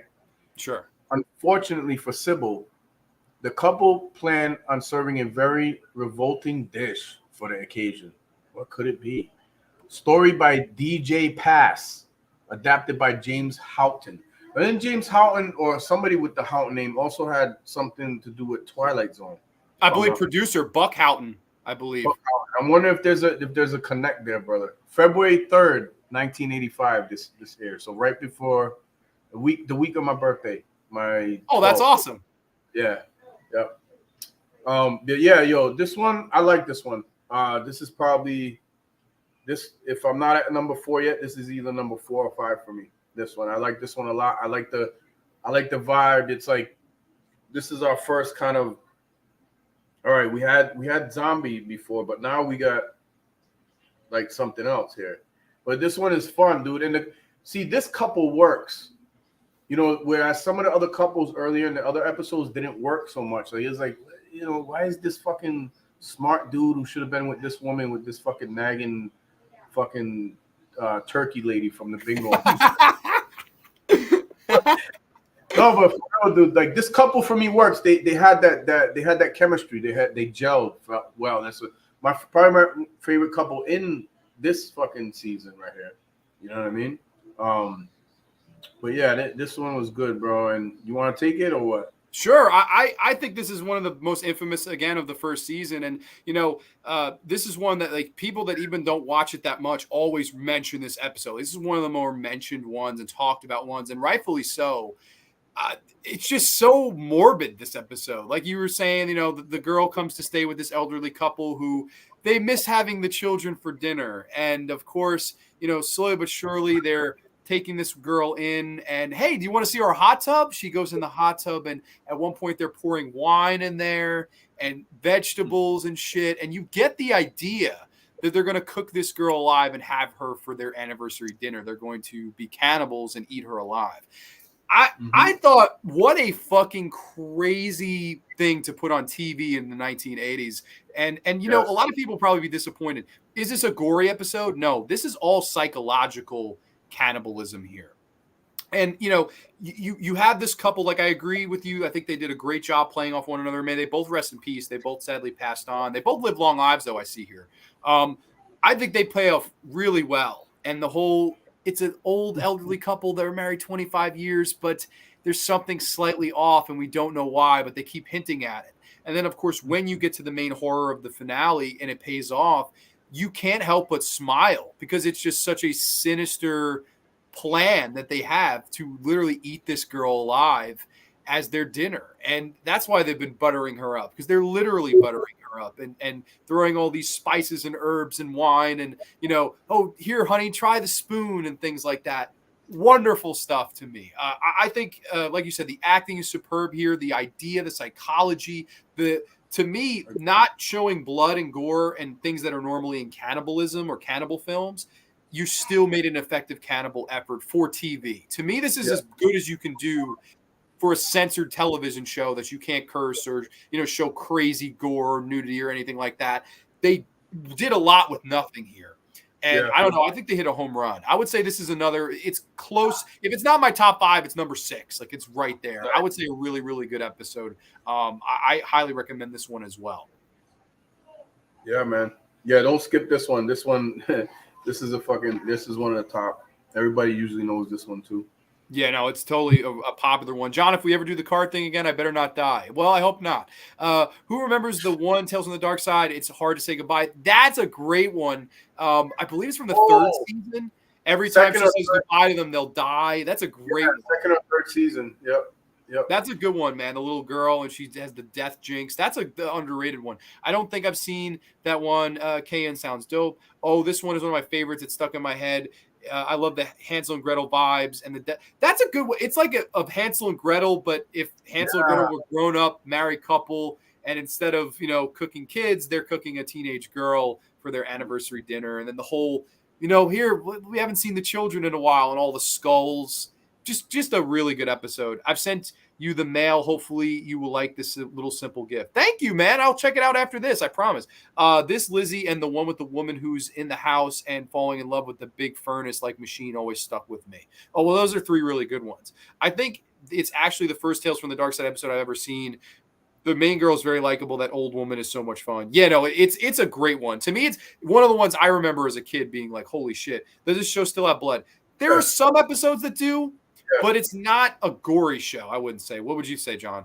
No, it's not overly gory. It's like, kind of pretty simplistic. Some a little bit more than others, but it wasn't like see, Tales from the Crypt could get away with it, and Masters of Horror could get away with it because Masters of Horror was Showtime, Tales from the Crypt was HBO, so they could get away with it. That was pay cable. This was not on pay cable. This was on, like you said, this is regular television. So you could like Channel 2. I don't know what channel it was on. I don't know if you'd remember, but this was on like syndicated television. So there was only so far you can go. But to me, the idea of it here, it really drove home. You didn't have to see them eating her to get the idea they were fucking cooking her and drugging her. And, I thought it was really well done. I don't know. I really like this one. But that is Anniversary Dinner. The next one here, I'm very interested to hear your thoughts on this one. This, for me, was the surprise of the season. I would say this was the most underrated episode of season 1. This next one here, this debuted on February the 10th, 1985. This is Snip Snip. Warlock Abe North and hairdresser Ann McCall, played by Carol Kane, do battle over a winning lottery ticket. Yes, Snip Snip. I gotta be honest, I love this one. I thought this was the most underrated episode of the first season and the biggest surprise because I had never seen it until I did this run through season 1, and I was fucking kind of blown away. What did you think of this one, man? This one, this would probably be in my top 10 right here. maybe a 7 or 8. But this one is like quirky fun done right. This is like the best way long story short, I can describe this. Quirky fun done right. It's just these two actors, actor and actress, they got good chemistry in this thing. They're not a couple, but they both practice the dark arts of the occult shit. And it was just fun over a lottery ticket, over who's gonna win the million, and it's like, guess what all the numbers were, people? Like, it's like so there's all these elements involved, and the fact that she's a hairdresser comes into play really well. Yeah. And reminds me of a conversation we had about like something else about the Gotham verse thing. Remember? Sure. Yeah. So there's that, and I like the little guy that comes and like kind of like eggs her on a little bit with some of the shit. You know what I mean? Yeah. But yeah, the actor and actress in this one played well off each other. It's just it's another fun one. Definitely quirky, but done well. This one's better than the Genie one. Definitely. I would say this one surprised me for this fact alone. It starts off very goofy, but it ends very horror-like. And that's why I thought this one, it switched tone on a dime, but it worked for me. Basically, like the opening is this warlock, he calls his boss and curses him out and fuck you, I'm gonna win the lottery tonight. 66666. He's gonna win the lottery with all the sixes. And I loved the setup of this guy just doing what everybody wants to do vicariously, go and telling their boss to go fuck themselves. And he goes and does that. And then basically he watches the lotto. He loses by one number. It's 666667. Oh no. Who got the winner? Of course, it's Carol Kane, who plays this beautician who lives just right beneath him. And he decides, I'm going to kill this bitch. I'm going to kill her. It's funny for a little while. It's funny for about 10 minutes or so. And then when you realize that Carol Kane is also practicing the dark arts, and the episode turns on a dime, and now it kind of becomes scary as she's the predator and he's the prey. And I love, she gives this wonderful monologue towards the end of how the horrors of not being able to feel like you're enough for somebody. Like she goes on this rant where she's chasing him, and this music box ever so slightly hits the floor and starts playing. And she gives this whole monologue of, men come in here and at first they think I'm pretty, but they always want to leave. They don't want to be with a nothing. They don't want to be with a beautician whose life is going nowhere. So there's a point in your life where you stand up for yourself and you say, you know what, snip, snip. And every time she says snip, snip, balloons pop and glass cracks. And this guy is just fucking dodging for his life. But I love that whole psychology that Carol Kane kind of delivers here of the woman who feels that, she does everything right, but she cannot be loved. And you don't expect it from where this episode starts to where it finishes, but I thought it was a very good performance. Carol Kane, I always remember her in Scrooged as the first ghost that visits Bill Murray and beats him over the head with shit. She is great in this and sinister. And then, of course, the little twist ending where, she has all these hairdresser heads. And, of course, one of the newest one is our lead warlock. He's the newest hairstyle. I don't know, man. For me, this one really fucking shocked me. Like, I was, like, blown away. I remember, when I ended, I paused it, and I was like, that's the surpriser of the fucking season for me. I would say the most underrated episode of season 1 is Snip Snip. You're able to balance the comedy and then end horror. And to me, this series had a hard time doing that. It's usually one or the other. But to me, both of them are done very well here. I love it. Carol Kane gives one of the best performances. I would say the best actress performance of the seasons, Carol Kane and Snip Snip. Highly recommend this one. Yep. Yeah. Don't skip this one. This one is you got to check it out, yo. 100%. Stranger Calls. Yeah. Yeah, Carol Kane was in When a Stranger Calls. That's right. She was like the lead, and she does a great job in that too. I really like her. I kind of wish she had done more. After seeing this, I was like, wow, like definitely fucking want to see more stuff with her. And this episode sounds good. Yeah, like it is horror stuff. You know what I mean? Yeah, definitely horror themed stuff with Carol Kane. Yep. A good one here. I agree. But this next one you've already said is your least favorite. I would say it's in my bottom 3 for sure. I didn't like this one either. Yeah, bro, and like. It's Jean Marsh. So go look the woman up. She has an extensive career, and disconnected telephone in apartment next door. This is what I wrote as a note, because That's all it is, basically. It's like the woman is being stalked by the telephone, and there's noises going in an apartment next door. She's trying to investigate. She feels like she's losing her mind, and it's like this back and forth. Like you're like, and at some point you're like, all right. She's like a shut-in too in this. You know what I mean? This one felt very Twilight Zone like to me. Yes. It could have worked in the 50s, dude. This one right here. You know what I mean? Yeah. Do you remember the one with there was a Twilight Zone where it was like she kept getting calls in the night. It was called Night Call, and the whole twist at the end was it was her husband calling her, and she kept telling, stop calling, and then he says, "I'll do what you say," and he stops calling her. That, to me, this was a bad version of that. Like, that was much better and creepier. This was just, it tried, but it's just fucking failed, man. I don't like this one. Yeah, It's called Answer Me with Gene Marsh. I wanted this one to be better than what it was, but Same. It just, you know, it's, I don't know. It doesn't. This could be a skip one unless you're really into, like, I don't know, like the slowness of the you know, I don't like the pacing in this one either. Nah, I think it's one of the bigger swings and misses of this season. I would say I agree with everything you said. I wanted it to be better. I've seen it done better, but it just didn't work. And I don't think the actress, it was her fault. I would blame this one on the direction. I think this episode is only as good as your direction and how you direct the horror. And I never really felt tension. I never really felt scared. I never really felt danger. You know, like, I think that's the big thing this episode's missing is the sense of danger. Yeah. It doesn't work. This one is a skippable one.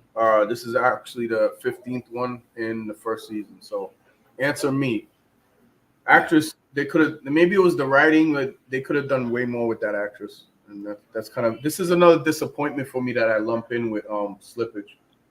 You know what I mean? I would agree. I would say these two, and there's one more. I don't know if you're going to know what it is. There's one more where I felt was super disappointing. We'll get there. I think I know what it is. Yeah, but yeah. We'll get there. So the next one is debuted on February the 24th of 1985. This is The Tear Collector, a young woman played by Jessica Harper from, of course, Suspiria, who cannot stop crying, meets a mysterious man who collects tears. This one, I kind of like this one. I like Jessica Harper. This one's dealing more with the horrors of depression.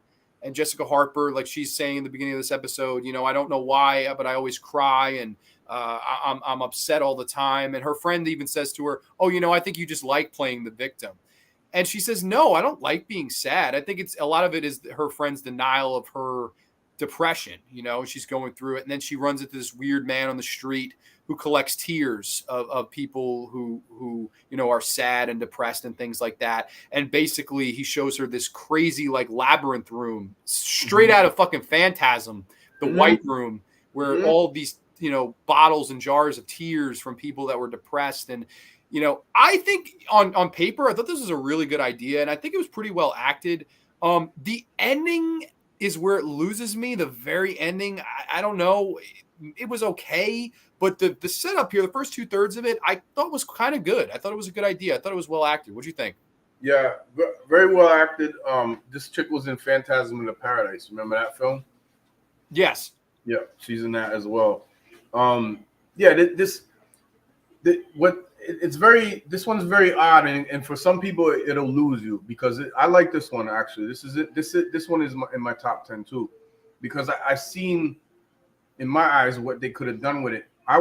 You said Phantasm, and that's kind of how I saw that dude. Even though he's like, you know, he's not as ghastly and just like menacing, but there's something about him that's like, you know, there's something below that's a little bit sinister because this dude has been around for like thousands of years. Because he says literally to her in that Phantasm room with fucking tears and just numerous bottles on like glass shelves, right? And he's actually putting her tears into a swan. It's a fucking tear bottle shape of a swan. All the tear bottles are different shape. I feel like if you wanted to up the horror and something like that you could remake into a full-blown horror movie. I don't know. I just saw it worked up like that, and with that, well, probably not her, but you know, I like she's a pretty woman. This actress, very, and has that there's a sappiness to it, because the woman searching in herself and for love, and there's kind of the friend that's like, like naysaying everything and shit in her apartment. But then this guy comes along and like, it's like she's looking for love, and what ends up happening, you want to spoil it, John Grande? Sure. Yeah, go ahead, spoil it. The woman basically is in that room, like she sneaks in behind another woman who came in, and that's the part I found funny, because it's like that bitch gave her like the ultimate look, like, oh, who's this bitch? Like you could just Yeah. right? No, because like when they left and shit, that exchange between them and shit, and walked out, but then snuck back in and was peeking in. Another chick's already on the couch. Like he has it set up like one of those psychiatrist couch. And he's all sitting there. He's just kind of like watching them. He fucking coaxes them to cry, but he doesn't force it. You know what I mean? Yeah. But he does kiss this chick, the main actress in it, which kind of fucks with her head a little bit. She's like, oh, what the fuck? During the story. And she goes in to sneak her bottle. She wants to take it, right? Because she decides that, I guess for her, being sad is just what's always gonna be. And she takes him back, but she's knocking over all these other fucking tears, dude. And then you hear like the souls of like people, or the moans, like like floating away. Yeah. I wish they would have used some kind of like spirit thing, like they did in the episode with the fucking two old men. Yeah. You know what I'm talking. I forgot what. I'll give you $1 million. Yep, that one. And she goes outside. She's got the fucking bottle. She runs outside away from the dude, and he tells her stop, but she runs out. Blah blah blah. Almost gets hit by a fucking cab, right? And the dude just stops like right on the dime and fucking like comes and like, oh, you okay? She's okay. She doesn't get hit or nothing. She's just like looking at the tears, like, oh no, the glass broke, the swan broke. Guy's like, hey, how you doing? They start making some fucking small talk. Boom. And to fucking walking down the street. Yeah. It's a little bit sappy. I like the message of like, depression, and she starts to beat it, and then, she ends up happily ever after. I don't know if I would have liked if the car had hit her either. I don't know. I really don't know how I would have ended this one. Like I don't hate the ending, but I don't like the ending either. I like the idea of it, and I like the 2/3 of it, and I think the acting is good. Like it's overall a good episode. I would say a big thumbs up, but I don't know. For me, I just feel like it could have been ended better, but I don't have an alternative at the same time, so I don't want to be a hypocrite and be like, oh, you should have ended it this way. I don't know. I don't know how I would have ended this, but I think I wanted it to be more like a horror, like if they remade it type of shit, like where it's more horror. He's luring these fuckers in to steal their tears, but there's a sinister ultimatum to his he's been around so long. I wanted, like, not in this obviously, but like if they remade some shit like horror now today with this idea, have him be like the more sinister and like what's going on with that. I think it could sell, man. Really. I remember when I first watched this as a kid, my dad watched with me, and he said, and I thought that this was an interesting idea. He said at the first he thought the guy was going to be like a vampire that keeps his youth on by drinking the tears and sadness of others. Yep. That might have been something interesting. Yep.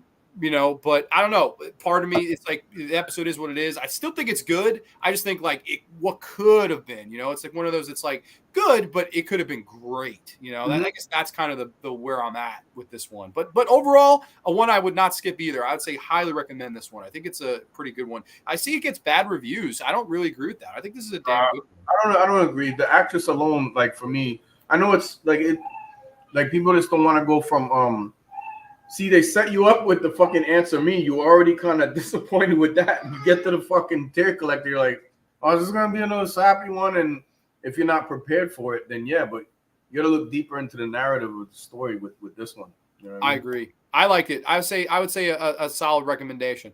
The episode from Tales from the Darkside Seasons of Belief was another good one. Ken, I discussed that one I did a Christmas TV special horror episode. Highly recommend that, man. And the episode itself is great. The Grither, dude, the song, it's fucking great. Tom is here, the Undead of Night, and I know you're a big Darkside fan, and also I believe you like monsters. I guess I missed the Stephen King episode conversation. We did talk about it. We both really liked that one. I preferred Sorry Right Number, but Word Processor of the Gods was good.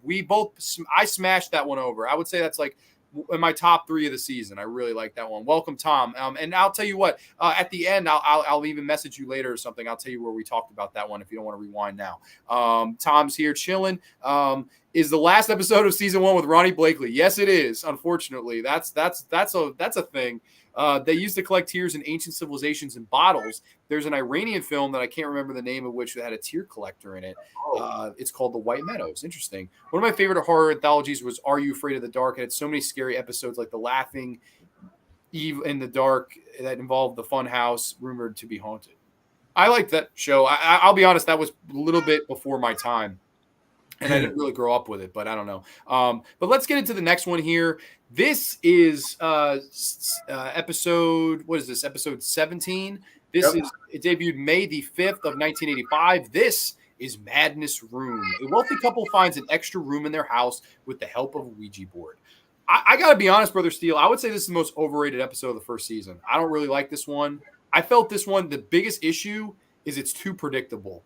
You know where this is going 2 minutes in, you know how this is going to end. It's just like, that was maybe my issue with it. Maybe it has a decent atmosphere, but I felt the acting was weak.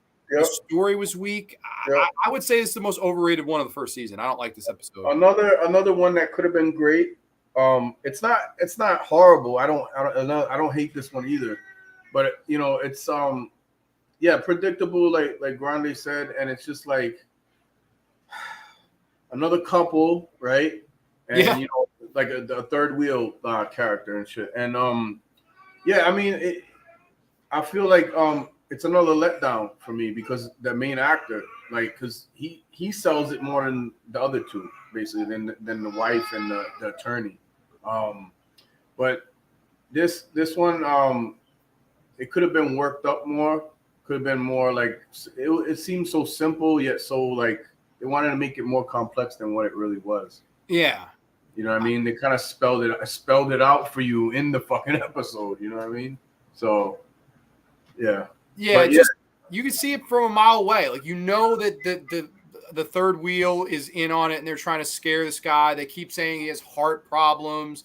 They're the only two using the Ouija board, so they're controlling it. Like, it was too fucking predictable. I really, and I'm not usually that type where it's like, oh, I can predict something, I don't like it. No, this one, it really did. It hurt the episode. Like, I was like, geez, I know where this is going. So I would say a big thumbs down, and I would even go as far as to say the most overrated episode of the entire season. This one gets rave reviews.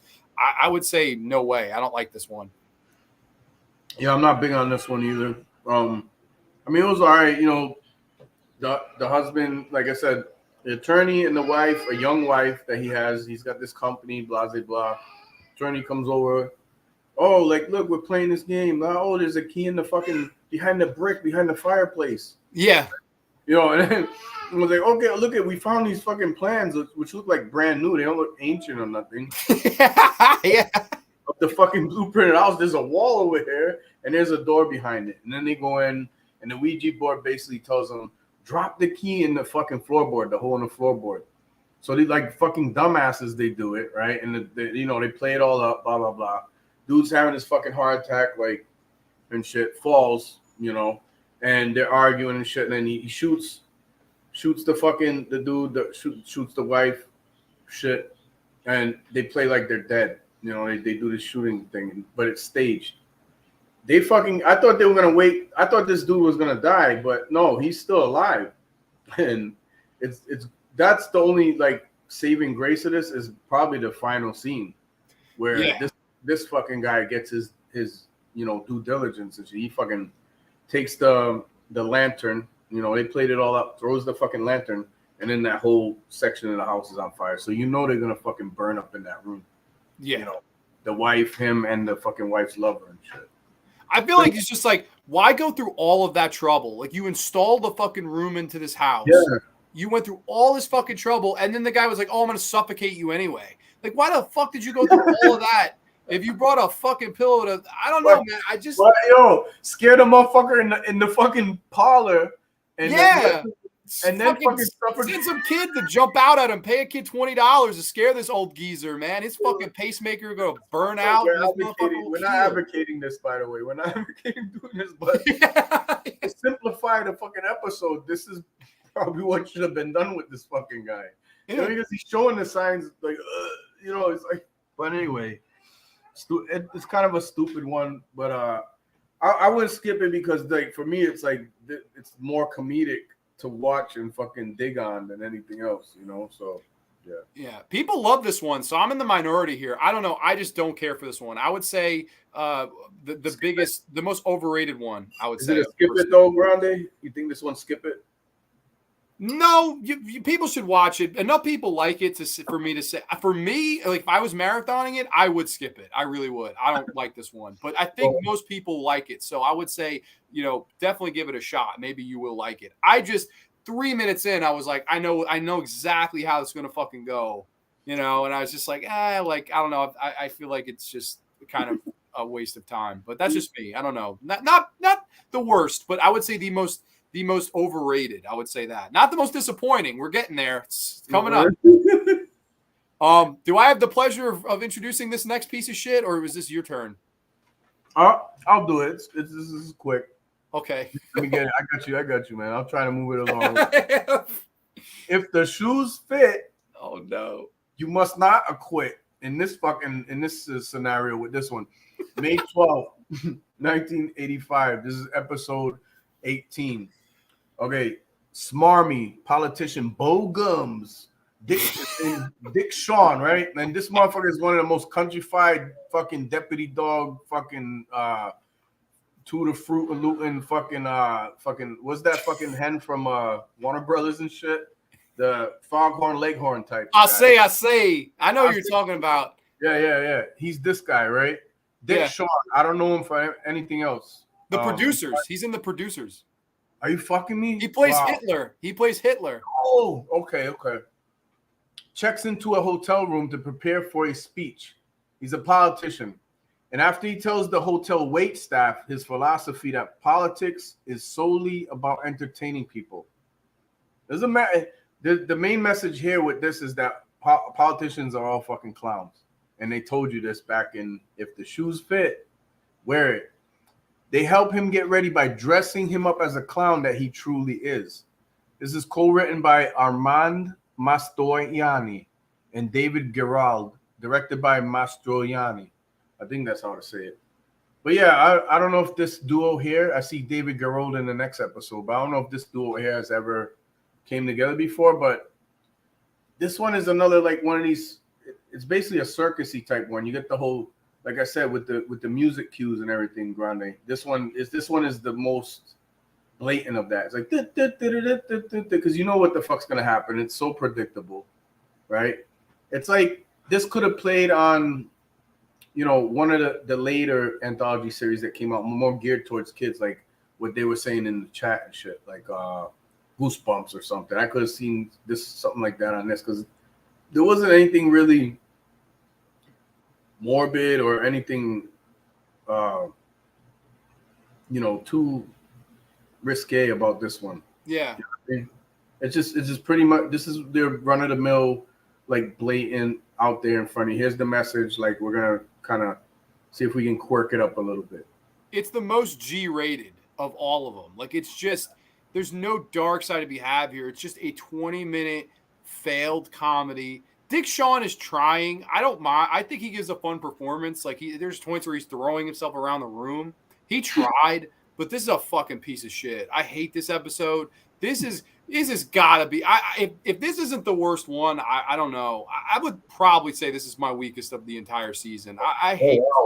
I am a person that generally hates politics in general, and to do an episode where it's a 20-minute unfunny joke where I know the punchline before the episode even fucking starts from the fucking title. I don't know. Dick Shawn tries to save it. He's funny, but the episode itself is just brutal. I would say this has got to be, if this is not the worst, it's got to be bottom 2 or 3. I hate this one with a passion. If the shoes fit, it's got to be the worst of the season. I hate this one. Second bottom for me. Bottom for me is Answer Me. And then second up from that is the shoes fit. Those are my top bottom two. Yeah. 100%. Yeah, it's not much to work with this one. It's pretty straightforward, straight fair shit. Just kind of a little bit of quirkiness to it. Like, skip it. I would say skip this one.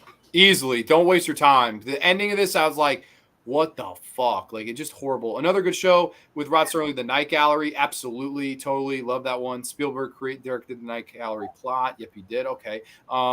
Coming in next, though, I would say this has got to be a top 5 for the season. This is up I there. love this one. This is debuted on May the 19th of 1985. This is Levitation. Yes, 2 young hecklers goad once great circus magician played by Joe Turkel, who, of course, is Lloyd from The Shining, and he played in so many other Kubrick films, longtime Kubrick collaborator, Karma into reviving his legendary wireless levitation trick, which he abandoned years ago because it went horribly wrong. I would say this is like the last great episode of the first season. I love this one. To me, the performance from Joe Turkel is absolutely fantastic. Like we were saying, you know, this one kid, it's basically one kid that's the heckler. His buddy is just sort of along for the ride. He goes to this, he wants to see this famous magician, and he's doing all these kid tricks and things any hack could do. Yep. And so he goes to the behind the scenes and, hey, why are you doing all these bullshit things? I want to see some real magic. You're the best. And the guy says, listen, I know my reputation is huge, but I'm not doing any of these crazy tricks anymore. And basically he starts to goad him and, you know, he's going to pull this. And you see slowly but surely Joe Turkel just fucking getting angry. If you watch this episode, he scared the shit out of me as a kid, man. I was like, holy shit, just the death stare he's giving this kid. And then eventually he goes, you having fun? Like he asks him that. And he basically goads him into doing a levitation wireless trick where he's going to make the kid levitate above the ground, and it basically goes horribly wrong. And you get this whole backstory where he lost his daughter to doing the trick, and then there's this whole Tales from the Darkside sinister ending. Yep. I would say Joe Turkel gives a wonderful performance in this. It's horror done right. I love the setting of the carnival, the whole intensity of how this episode sort of starts off soft and then kind of gets crazy towards the end. I don't know. To me, this is one of the most intense episodes of the entire first season, and definitely a top 5 for me. What do you think of this one, though? I like anything like creepy carnival circus type shit. So, like this one for me was a callback to the very first episode because it felt like, okay, if this would have came after the first episode, I'd be like, yeah, but you know, because the first man, whatever, the next man, what the fuck? The new man. First. See, you could tell the ones I don't like, dude. The new man. No, if it would have been this instead of the new man, like I would have been a little bit more drawn in because the new man kind of, yeah, as a kid watching it, you know, unless you're going through that or what, then maybe you're not familiar so much, but you're just kind of like, all right, what's going on here? Because, you know, adults and, you know, not adulting type of stuff. So as somebody watching it now, though, it has a lot more meaning, that one, the new man. Yes. Going, but I would have liked to see this levitation one, because I had fun with this one. And I wanted more. I've always wanted more out of this episode. Like I wanted to see like other tricks happen to where he's proving to them, like, all right, no, motherfucker, I can really do this levitation shit. You're just not believing me, you know? Yeah. You see the progression of his madness and the kind of hesitation on his it's either his assistant is his wife, or I don't know if they're married or what, but yeah, they work well together too, and she does a fucking bang up job in that role. You got yeah, the two friends. It feels like you're going to the fucking the carnival with your buddy or something, and you're gonna sit down and watch a magician do some shit. But this kid has been following him like he's like a Houdini type. What's his name? Fucking the Great Karma. So he's been like, this kid's like really a fanboy of this fucking Great Karma dude. Like, oh, do the levitation. Then he's like trying to like call him out on his shit. Like, oh, fucking snakes out of a can type of shit, right? Yeah. So the other friend's like kind of going along with it, but then at the end he's like, nah, chill, man. Like that type of shit with him. And yeah, man, what happens is, you know, hey, I'm gonna show you that I could do this trick, and he does it, and it goes horribly wrong, like John Grande said, and dude ends up fucking floating to fucking the outer space or whatever. No space, but this motherfucker's up there above the circus tent or the shit, right? He's fucking, oh man, and then everybody's like, oh no, what the fuck? Like, hey, basically asked for it, man. But this is a great one, man. And I'll tell you something backstage because this one makes me think of another one, but not in the season we're talking about yet. And probably one of my favorite out of every series. Not the favorite, but I think I have. Is it the circus? Yeah, man. That one's great. Another Romero written one, I believe. I love the circus, man. Yeah, bro. This has kind of like it could have been that element a little, but with just the great karma being, maybe a little bit more like kind of like edgy and fucking, like, all right, I'm gonna show you, and then like still hesitant and shit. Like, but yeah, this great one. Don't skip this one. I agree. I would say like the last great episode of the season, and I would say Joe Turkel's performance definitely right up there with Danny Aiello's in the odds. I think it's a great performance, a great intense performance. I will say one more thing I want to add on to this episode is the whole idea of meeting your heroes. Like this guy, he says, "Oh, I drove 10 hours to see you when you're doing all these mom and pop store gags and like you said, snakes out of a can shit." I really think. At first he's so upset to meet his hero that his hero doesn't live up to his expectation, and then literally being killed by your hero because of what you asked for. I think that whole psychology is just wild, and it's really well done here. I think the acting all around is good. I would say the most intense episode of the first season. I love this one. I would say overall in the series, this is probably my top 10. I love Levitation. Oh, wow. Wow, that's big for entire series, huh? I would say it makes the top 10 of the series. I love this one. I think this is one that really it deserves more love. Levitation is one of my favorites. Lloyd from The Shining was excellent as the bitter magician. Yeah, he's broken about losing his daughter. I love this one. I think this one overall was great. Joe Turkel was also in the original Blade Runner, of course. Love Joe Turkel. Vincent Price, Whisper to a Screen is a good one too. Totally. Yeah. Love VP. Levitation seems like it might have been inspired by Houdini story with the water tank. And they mentioned Houdini. I love the best line delivery of this episode is when Joe Turkel, "What you are about to see has not been performed on stage in 25 years. It's just intense. You're like, fucking something's going to happen." And of course, my man goes up to outer space. I love this one. Highly, highly recommend. In my top 5 or possibly my top 3. I love this one. Wow. Good. You want me to introduce the next one? The next one, buddy. I got to say it right before you do. This is the most biggest waste of a great concept. The most disappointing of the season is this next one for me, man. But go ahead. Wow. Really? So this is your one. This is your bottom one right here. No, bottom one is going to be if the shoe fits. This would be my most disappointing because I love the concept. I hate the execution of this one. This one. Yeah, I don't know. You needed more, we needed more James Hong in this shit, right? Yes. Yeah, man. We needed more James Hong in this shit, bro, because come on, man. He's fucking probably one of the most well-known character actors in these type of films and stuff and these series and shit. Sure. He plays a guy who owns a laundry. And in this laundry, any businessmen with money. Here we go, the white ties and white coats and suits and all this shit again. Big, corporation, big man, big to do shit. All of them, they get in on a list. There's a list for you wash the clothes that you basically performed the sin in. And when you wash the clothes, the sin is absolved. This is basically what the laundering service does. And then, this dude like gets in there like, oh fuck, he's doing a lot of shit. And his boy, who was a part of the laundering service too, he has met some ultimate end sort of, and it starts playing on this dude. He starts having an affair and all this other shit. Well, he's been having an affair. He's just a shitty businessman type, and he keeps sinning it, but his laundry's getting worked up because the store, the laundry mat and shit is behind because they got other orders from other people, and there's a sinister element to this one that like could have been played up more.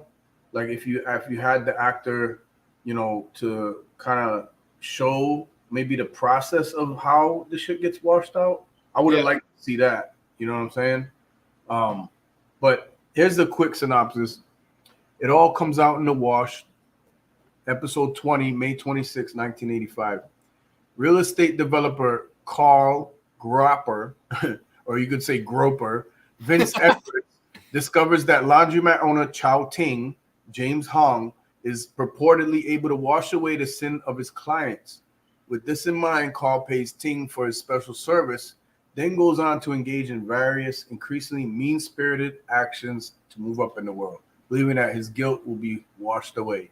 And this one's written by Harvey Jacobs. So this ain't my bottom. Like there was parts I enjoyed of this one. I felt like more shit could have been done. Like I wanted to see a bit more of the process, or at least, but no. The payoff is what the guy's gonna like jump out the window or get killed, commit suicide type of jumping on, these New York City jumping off fucking tall buildings, like corporate type, ooh, bam, that type of shit. Can't edge of the fucking edge of the shit. But yeah, man, this one, it's one of the weaker ones, but I would watch this one before, like I said, some of the other ones that I've mentioned earlier that I didn't like so much. Like definitely goes over Mookie and Pookie for me. So I think the idea and the concept, like the opening scene is great. And I'm like, wow. I remember when I first watched this one, it's one of those where you lean up on your couch. You're like, holy shit, this is about to be a great one. The rest of the episode plays out where this guy is basically on the fucking phone. Yeah. The next 20 minutes of this episode. It's fucking ridiculous to the point where it's like, I get that a lot of Tales on the Dark Side, they take place in one location, but the odds, it's two guys talking in a bar. It works though. The dialogue's interesting. The acting's good. The intensity, the story, it's good. This, it's like he's on the phone basically repeating what the other person's saying because you can't hear what they're saying. He's like, oh yeah, he killed himself? Wow. Oh, 86 stories? Wow. Like that's it. Like there's just nothing. There's no oomph to this episode, man. And what a great concept of this laundromat that absolves sin if you pay extra. Right. That's a great idea, but fucking Jesus Christ. To me, you desperately needed more time and you needed more money. You needed James Hong to be the main villain of this. Yes. He's only in the opening scene. It's like, what the fuck? This motherfucker, he's on the phone for 20 minutes yelling at people. And yelling at my secretary. Oh, get the fuck out of here, bitch. Get me a coffee. What? Like that? What? All the interesting things you could do, and he's yelling at his secretary? Like, I don't know. For me, of all these, this is the most disappointing. Like, it may not be the worst. Like, I watched this over fucking Bo Gumps and fucking. Oh, yeah, bro. I watched this over fucking, a few of them. The bitch trying to answer the phone and the fucking phone is I watched it over this. But it really had the most potential to be a great one, and it is really, really lackluster. I would say the most disappointing of the season for me is it all comes out in the wash. This desperately needs a remake, and I hate remakes, but I would see a remake for this one. If they ever remade this series, which they had planned at one time, but it never happened. But yeah, that would be fucking dope. Like remake that episode and like amp it up a bit. Yeah, just maybe an hour runtime, and you could explain what's going on in the laundromat and the behind the scenes. And if you peek too far in, you have to be killed by them. Yes. I think they could have done so much. It just a big swing and a miss for me. The biggest swing and a miss for the season for me. Magnum Max in the house. Mac, good brother. Salute the chat and panel. Welcome, man. I still need to see this show. I've only seen Tales from the Crypt. Well, it's dude. I highly recommend. James Hong is in his 90s now. I love James Hong in Chinatown. I love his Bad for Glass. People saying hi to Mac. My favorite episode of Tales from the Crypt is All Through the House and The Man Who Was Death. Great picks. Not a fan of The Wash. Going to scroll back in time to see the word processor. Don't say anything interesting. Well, I don't know. I don't think this episode is too interesting. James Hong and Blade Runner. He says you're under arrest, Mr. Deckard. He say you're Blade Runner. Kay, I believe, was laughing at me making fun of this episode. Oh, got the wrong guy. You not here legal. Cole Colder. Then ice freezing JF. Sebastian, he take you there. I design your eyes. Chew if you could only have seen what I've seen through your eyes. In an episode about what sounds like a magical fascination laundromat, it sounds like they don't. It's after the opening scene, you never see the laundromat again. It's this guy in an office on the phone. I hate this one. I hate this one with a passion. Don't like this one. Wow. So, okay, would this one be in like your bottom of, if you can remember, of the entire series. Like, would this one be one of the ones in your bottom? Sounds like it. Of this season, easily bottom 5. I would say this is the most disappointing of the first season. I don't know, like disappointing and bad are two different like things for me. Okay. Like I would say, you know, the If the Shoe Fits is bad. I don't think it was a disappointment. It was just bad. Yeah. This I would say it had a great idea and the opening scene is good. James Hong is good. But after that, it's bad. So for me, it's like, you know, whatever you decide. Disappointing, it might be my number 1 most of the entire series. But bad, I don't know. Would it be my bottom 5? Maybe not. But bottom 10? Sure. I think so. I don't know. Maybe I'm too hard on it. I don't know. No, fair enough. I don't know, man. Thank you. I got to thank you before we continue, first and foremost. Because I always love, this is a series I always watch, read, and love. So to rewatch it is not a problem for me. You know, I kind of know once I get through like the first few episodes, I know what to expect with the pacing throughout the whole entire series. Sure. And I know how amped up it gets by the. I'll get to that. I'll get to that towards the end. I'll make a little blip about that. But we got what 21 Big John Grande. Yeah, we got 3 more here. This next one, though, I would say is a really good one. This is Bigelow's Last Smoke. It debuted on June the 9th of 1985. Chain smoker Frank Bigelow is imprisoned in a simulacrum of his apartment. Yep. Okay. Then forced to quit smoking and punished each time he lights up. Yes, Bigelow's Last Smoke. I would say this is a really good one of the first season. I wouldn't say top 5, but definitely a solid one. It was directed by Timna Raynon. And one of the actors that caught my eye is the creepy, you know, synapsis guy, the doctor guy, Sam Anderson. I always remember him as the principal in Forrest Gump, which is funny enough. I was like, oh shit, that's the guy who fucked Forrest Gump's mom. Like, holy shit. And he's like the whole, you know, villain in this. I think this one has a good idea, the whole horrors of quitting smoking and addiction. And, you know, I think some of the creep factor where he's walking past the TV and it's staticky, but when he turns his back to it, the guy's watching him to kind of be like, there's always eyes on you, even when you don't see me. And the whole idea of quitting smoking. Like my dad, I remember watching this one. He's a big smoker, my father. This scared the shit out of him. He was like, fuck, like this is, he said, if he did this to me, I think I'd go fucking nuts, man. And I was like, you're damn right, man. Like it's creepy shit, but I don't know. I really like this one. What do you think? Yeah, this one, you know, it's what it, you know, what it's based on. So like it caught me because of that as well, that aspect. But yeah, man, it fucking yes, it succeeds. See, this is where besides probably the word processor, because that's a happy story at the end. You know what I mean? Yay, the technology breaks down, but it doesn't break the person. It actually helps the person in that instance. This is one where no, it's another fucking answer machine one, but it's now this like shit that can zap you in the fucking room and shit like that. And then I like how he gets this little hole in the wall, like he knows he's imprisoned, right? And he hears the fucking voice from the other side or the other cell, like maybe there's another person trying to quit smoking in this fucking area over here. And he's all reaching in, and it's like he's fucking like Bogarting the cigarettes and shit. He's like fucking, you know, putting it behind his head and trying to hide it and shit. But they keep messing with him because they're offering it. There's this one scene where it's all these fucking packs that start like falling on him or some shit, right? They just start coming out of nowhere.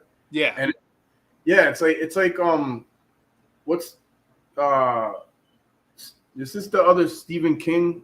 Yeah, this is the other Stephen King reference right here, because Stephen King did a story developed for Cat's Eye called Quitters Inc. Yes.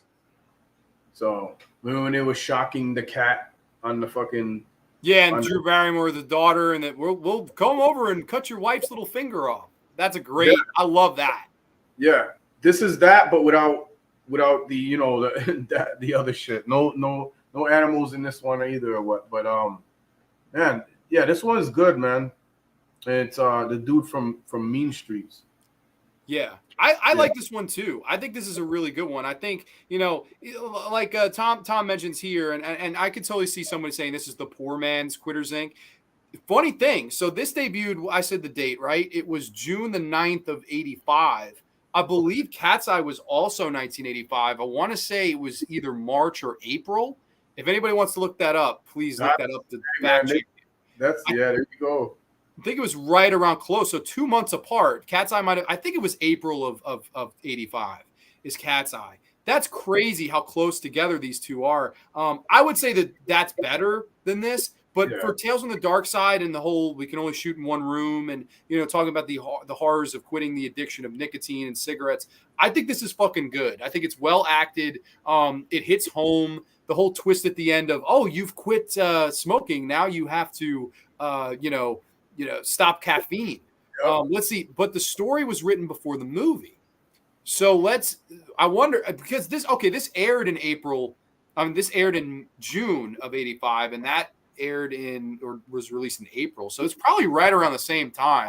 I think it's just Stephen King connects, and what it amounts to is that he wrote the story twice in the same year. Well, wrote it but showed it twice in the same year, essentially. You know what I mean?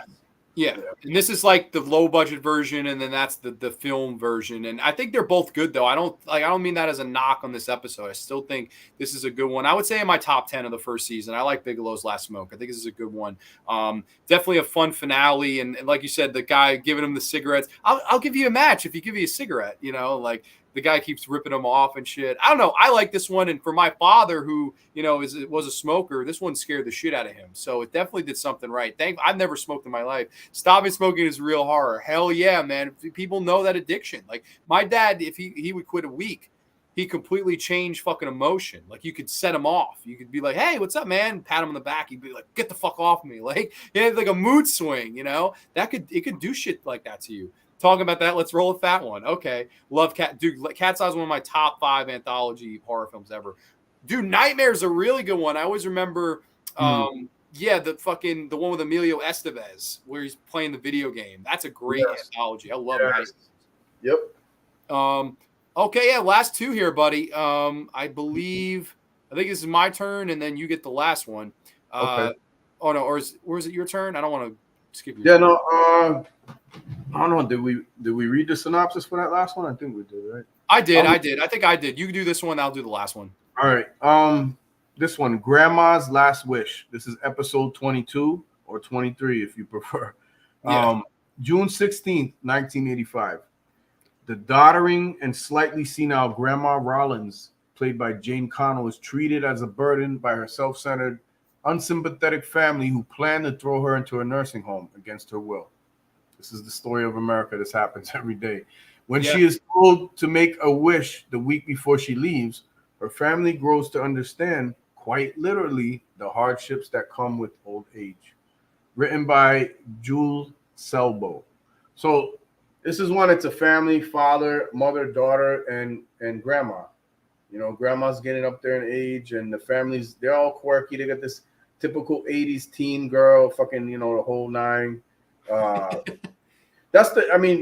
me, it's her fucking stupid part that sells this for me. Although this one is probably not in my bottom whole area, but it's like it's gonna be there somewhere in that list at the bottom. It's gonna be from, I don't know, maybe the 5th bottom one. But yeah, man, fucking again, this is another quirky one, real quirky, and like, it's the family dynamic. Did the family sell it? Somewhat. Again, the acting suffers in this one, I think. The grandma is the sell in this one. You know what I mean? It's supposed to be centered around her. So needless to say, she gets her due diligence. She does her due diligence, and basically, it turns out now that the family, when they say the hardships with old age, well, they basically start turning old. But the makeup in this one too, for me, I don't really like the makeup in this one, bro. I didn't sell on this makeup in this one for the old age makeup, bro. No, it was goofy. It was a lot better in the case of the Stubborns, the makeup. This makeup sucked. I agree. Mm-hmm. I don't know. This one, I like the concept of it, and I don't think it's necessarily bad. I think this one tonally is a mess. Like, it's a little goofy, where it's like, I think you could have really made it a really fucking dark one here. Where like I like the scene where they're sitting on the couch and they're saying, "Oh, look, grandma," like they're trying to sell her the retirement home. This is where you're going to be with people like you, and they're talking down to her, like they're talking louder. Can you hear us? And this is the age-old, episode where the old person kind of switching the tables on the people that they feel treat them differently because they're old. A lot of people they treat old people with care and caution. This woman, she kind of turns the table on that. Like by the end, they're shouting at her, "What? I can't hear you!" And they're falling. Haven't you ever seen somebody fall before? I like the whole message of don't treat old people with caution and talk down to them like they're a child. That's wrong. And these people get their comeuppance. They get their just desserts. I like that part of it. The music in this one, the goofy music where you said like there's some point, it is the worst in this one. It's like it hurts the episode at a point. I don't know. To me, this one is just too goofy. It really could have been more, if it was done more seriously, I think this would have been an awesome one. And it's the lead actress does a good job. I think the family around her, though, they're very, like you said, stereotypical 80s cliche, just goofy. I don't know. I would say I would agree. Bottom 5 around there. It's bottom 5. It's definitely okay at best, but it could have been way better. I don't know, but I don't think it's the worst. Like I would watch this over fucking my man yelling at people on the phone for 20 minutes. I would that or fucking the clown boy. And shit. Totally better than Clown Boy. Yeah, that's the most obvious one. Like with the because it is the fucking circus, right? Where like this one is like kind of a circusy type of one like that too, but not to that extent. You know what I mean? It's so, but nah, man. I say you could skip this one unless you want to go watch it for the grandma and like her part in it. But yeah, maybe like an older person would appreciate this one more because it's more. It really is. It's like hell yeah, man. Grandma's like it's kind of like rally behind the grandma. I like that point of it, but I don't know. I think at the same time it could have been way better. I don't know, but it's not the worst. It's not. You guys should check out Circle of Fear, another good horror anthology. I've never seen that. Have you? No. Where is it? Where is it, man? Where is it? Totally. Let us know, Kayan. The sound of this episode reminds me. Yeah, it has that similar, instead of trying to use the grandma, they think they're doing the best thing for her, but they're really just talking down to her, and that's why she fucking gets them. And I don't know, I thought that was good. If you guys ever watch Beetlejuice cartoon series, there's an episode called Beetle Geezer that involves Lydia's grandmother also being treated unfairly because of her old age. I thought the grandma episode was fun, but it could have gone darker and been a standout episode. I agree. I think that was the issue. This one, they went goofy with a serious concept and it just didn't really land. But it's not, like I said, not the worst one either. This next one, it's got to be in my bottom 3 or 4. It was the last episode of the season finale.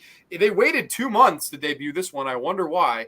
August the 4th of 1985. This is The False Prophet. A young woman played by Ronnie Blakely, who wasn't really that young at this time, depends on an astrology machine to help her make all of her decisions.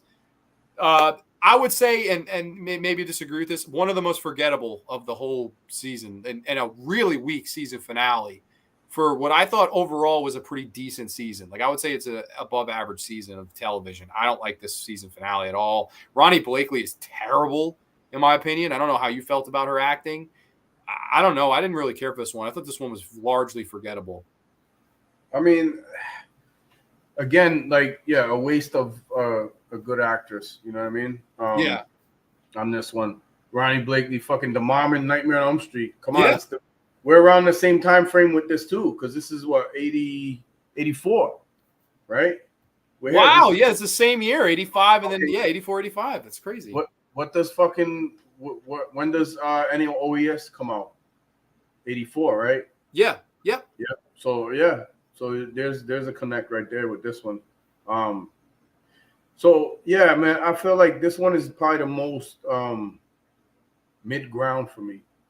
Like I could take this one or leave it because like when I watch it now, when I go back and watch it, I'm like, you're gonna critique it more, but like it's only because you love it that you want to like see like, oh shit, well, what if it would have turned out with this?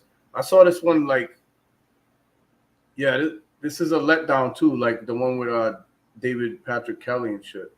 This isn't a letdown because it's her and then it's like, you know what I'm trying to say, and then fucking like you wanted more, and you got a story that like this could have been so much more sinister in my view. Yeah, this one, like, and it would have like, been dope if they ended it the way kind of or sinister and playful like the very first one. They could have ended it like that. This one didn't succeed neither. So. well, let me ask you this. Like, we've talked about ones that we thought had good ideas executed. We talked about ones that had good ideas and didn't execute. Would you say that this episode, the concept was perhaps a bad idea? I would totally say that myself. I want to know what you think, though. Again, it's one. Okay, this one mixes the technology with the fucking occultism, with the prophecy type shit, because you know it's that machine thing, and it's like it's fucking Hal and the fucking it's up the computer Hal type of shit. But yeah, the machine shit, and her being so, she just seemed like a little too dumb in this one. Like she kind of played the dumb blonde a little bit in this one, you know what I mean? And I didn't want her to do that because I saw the fucking priest guy that came in, Heat. The priest is named Heat, by the way, right? Comes in. Yeah, it's like I feel like they saw the teardrop episode. And they looked at this kind of in the same vein because it's that love story. She's going looking for find love and, going to the bus stop and putting her fucking coins into the machine. And what are you going to tell me to do now? Where am I going? Like so aimless and just like, yeah, I don't know, man. This one is like complete mid-ground for me, this one. Yeah. I don't know. I hear that. Maybe it was. I don't know. Maybe it's just one where the concept didn't grab me, like a woman falling in love with an astrology machine, and then a priest comes in and wants to fuck her, and then they're arguing over fucking her, and then it's like, I don't know. This one just fucking, I don't know. Like, yeah, I swear to God, that's the fucking episode. And I'm sitting here, I'm like, man, what a weird way to end a good season, man. Like, I'm just sitting, I'm like, what the fuck? I would say a bottom 4 or 3 for me. I don't know. I see people in the chat seem to like it. Here, let's go. It's here on YouTube. Circle of Fear is originally called Ghost Story. Cool. Okay, so I can add that to the watch list. Ronnie Blakely's known for playing Mama Nancy. She also was nominated for an Oscar for Nashville. That's true. Is this the one where the woman is falling in love with the giant furnace machine that can talk? Because if so, this stuck with me as a kid and one of my favorites. Wow. I don't know. That's shocking to me, to be honest. I don't think I saw this episode. Story sounds interesting. Okay, so people are all in on the woman trying to fuck an astrology machine. I don't know. Maybe it's another quirky one. It's quirky, but it's be serious too at the same time. And it doesn't see the one that succeeds more is Snip Snip in this type of dynamic. You know what I mean? Because they try to make this one too serious, and like the payoff is, it's you kind of. This one I knew kind of where it was going a little bit too, not completely like some of the other ones, but this one, I kind of knew where this one was going a little bit. Like once it got to a certain point after Homeboy was like he got electrocuted by the priest, and I don't even know if this dude is a fucking real priest because he seemed like one of the most inauthentic priests, like coming into like a scenario like that you could ever fucking find. Like this came out of nowhere. But I guess what they're trying to sell is like she didn't need to keep looking and going further. It was just her feeding the machine, and that she could have found love with that priest dude, that Heat, right? But she still wanted to go on the bus, and then ultimately she ends up trapped inside the fucking machine. Yeah. So you make a good point. It does have a message of like you can't be afraid to live your own life, and you have to take chances even if you're doubtful at first. But I don't know. I just felt like this one was a little bit all over the place. I don't know. Yeah. And I agree with you. She was too stupid and ditzy, and I don't know. She could have been a little bit fucking smarter. I don't know. Overall, a weak one for me. But before we wrap here. Let's see. Trenchy says, I always saw this machine was manipulating her, and when she finally snapped out of it, it was too late. That I think is exactly what happened. You want to do a top 5 favorite and a bottom 3 worst before we wrap, John Steele? Yeah. Let's look at it. All right. I mean, I got the top one is Trick or Treat for me for this season, and then number 2 is gonna be The Odds. Number 3 is gonna be like Inside the Closet. I got number 4 In the cards, anniversary dinner. Which was the other one? Levitation. Snip Snip. And Grande ain't gonna like this one, but over those other ones, I'll probably go with The False Prophet over fucking It Comes Out in the Wash, Bigelow's Last Smoke, and Grandma's Last Wish. Yeah, I think that's good. And what about bottom three? Bottom would be fucking. Well, bottom for me is the Answer Me shit. The other one is If the Shoes Fit, and then probably Grandma's Last Wish.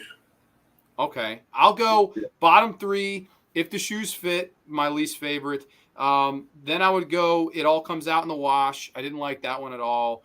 Wow, this is tough. And then I would say, honestly, this is tough. I guess the one with fucking Kareem Abdul-Jabbar is the fucking genie. I feel like it could have been. I'll say that one. Then top five, I'm going to go The Odds as number one. I put Levitation at number two. Word Processor of the Gods at number three. Inside the Closet number four. Trick or Treat at five. And then the most underrated, I'd say, was Snip Snip. Also love Bigelow's Last Smoke, Anniversary Dinner, In the Cards, Case of the Stubborns. Those are all good ones. I have it's funny. I have 12 and 12. 12 I really like, and 12 I'm either mid or bad. So I think overall, though, it's a good season. Yeah, I think that would be a good number, like 12 that were really successful, and then the other half was just like, all right, just kind of mediocre at best. Yeah. Yeah. But some of them stand out more, even the ones that seem more mediocre. I mean, if you want to be a purist and all this shit, like, who cares? But go and watch the whole thing. Maybe the ones that we mentioned, you might love the ones that we mentioned. You know what I'm saying, John? Like, it's just, it's all subjective, but I think we give enough evidence and through what we're talking about to for people can be more informed and go find out for themselves. But don't skip the ones that we said, but just like that with it. So yeah, and that's the beauty with anthology, and I think you and I, we think a lot alike. So it's like maybe somebody would, Answer Me. It just didn't work for us. Maybe somebody would like It All Comes Out in the Wash. It really didn't work for me. I didn't like that one, but maybe somebody would. I don't know. But that's the beauty of this. That's why I like horror anthology, and it's kind of fun to kind of go through these. And like you said, we're purists. We went through the whole season. We watched 9 hours of TV for this prep. And I just want to say thank you so much for joining me on this journey. It was a really fun time talking Tales from the Dark Side, all things season one with you, man. I appreciate you coming on tonight. Oh yeah, man. I love it. You and Corey, I'll try to, and Ethel, as people, I'll try to put aside time to where I can do something like this.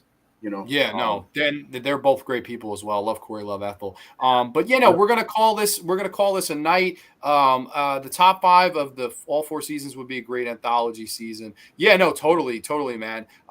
It was a great show, guys. Thank you so much, man, for tuning in. You were here the whole time. I appreciate everyone that tuned in. Yeah. I want a quick announcement tomorrow at 12 p.m. noon. A big double giveaway announcement. We're going to do a big Q&A next week on Grande's Graveyard to celebrate 500 subscribers. So I'm super excited about that. Watch that video tomorrow. John Steele, you can enter it. It's only 2 questions to enter, and the giveaways will be let out then. I can tell you off the air, but it's going to be dropped to everybody tomorrow. So everybody, thank you so much for joining. Tom, thank you so much. Fun show, good conversations. Dude, thank you so much. Hell yeah, it's Dead Central. Awesome. Have a nice night. Stay frosty. Everybody, thank you so much. John Steele, thank you for being a wonderful guest on The Graveyard tonight. Everybody, we will catch you next time only on The Graveyard. Too sweet. Peace. Good night, everybody.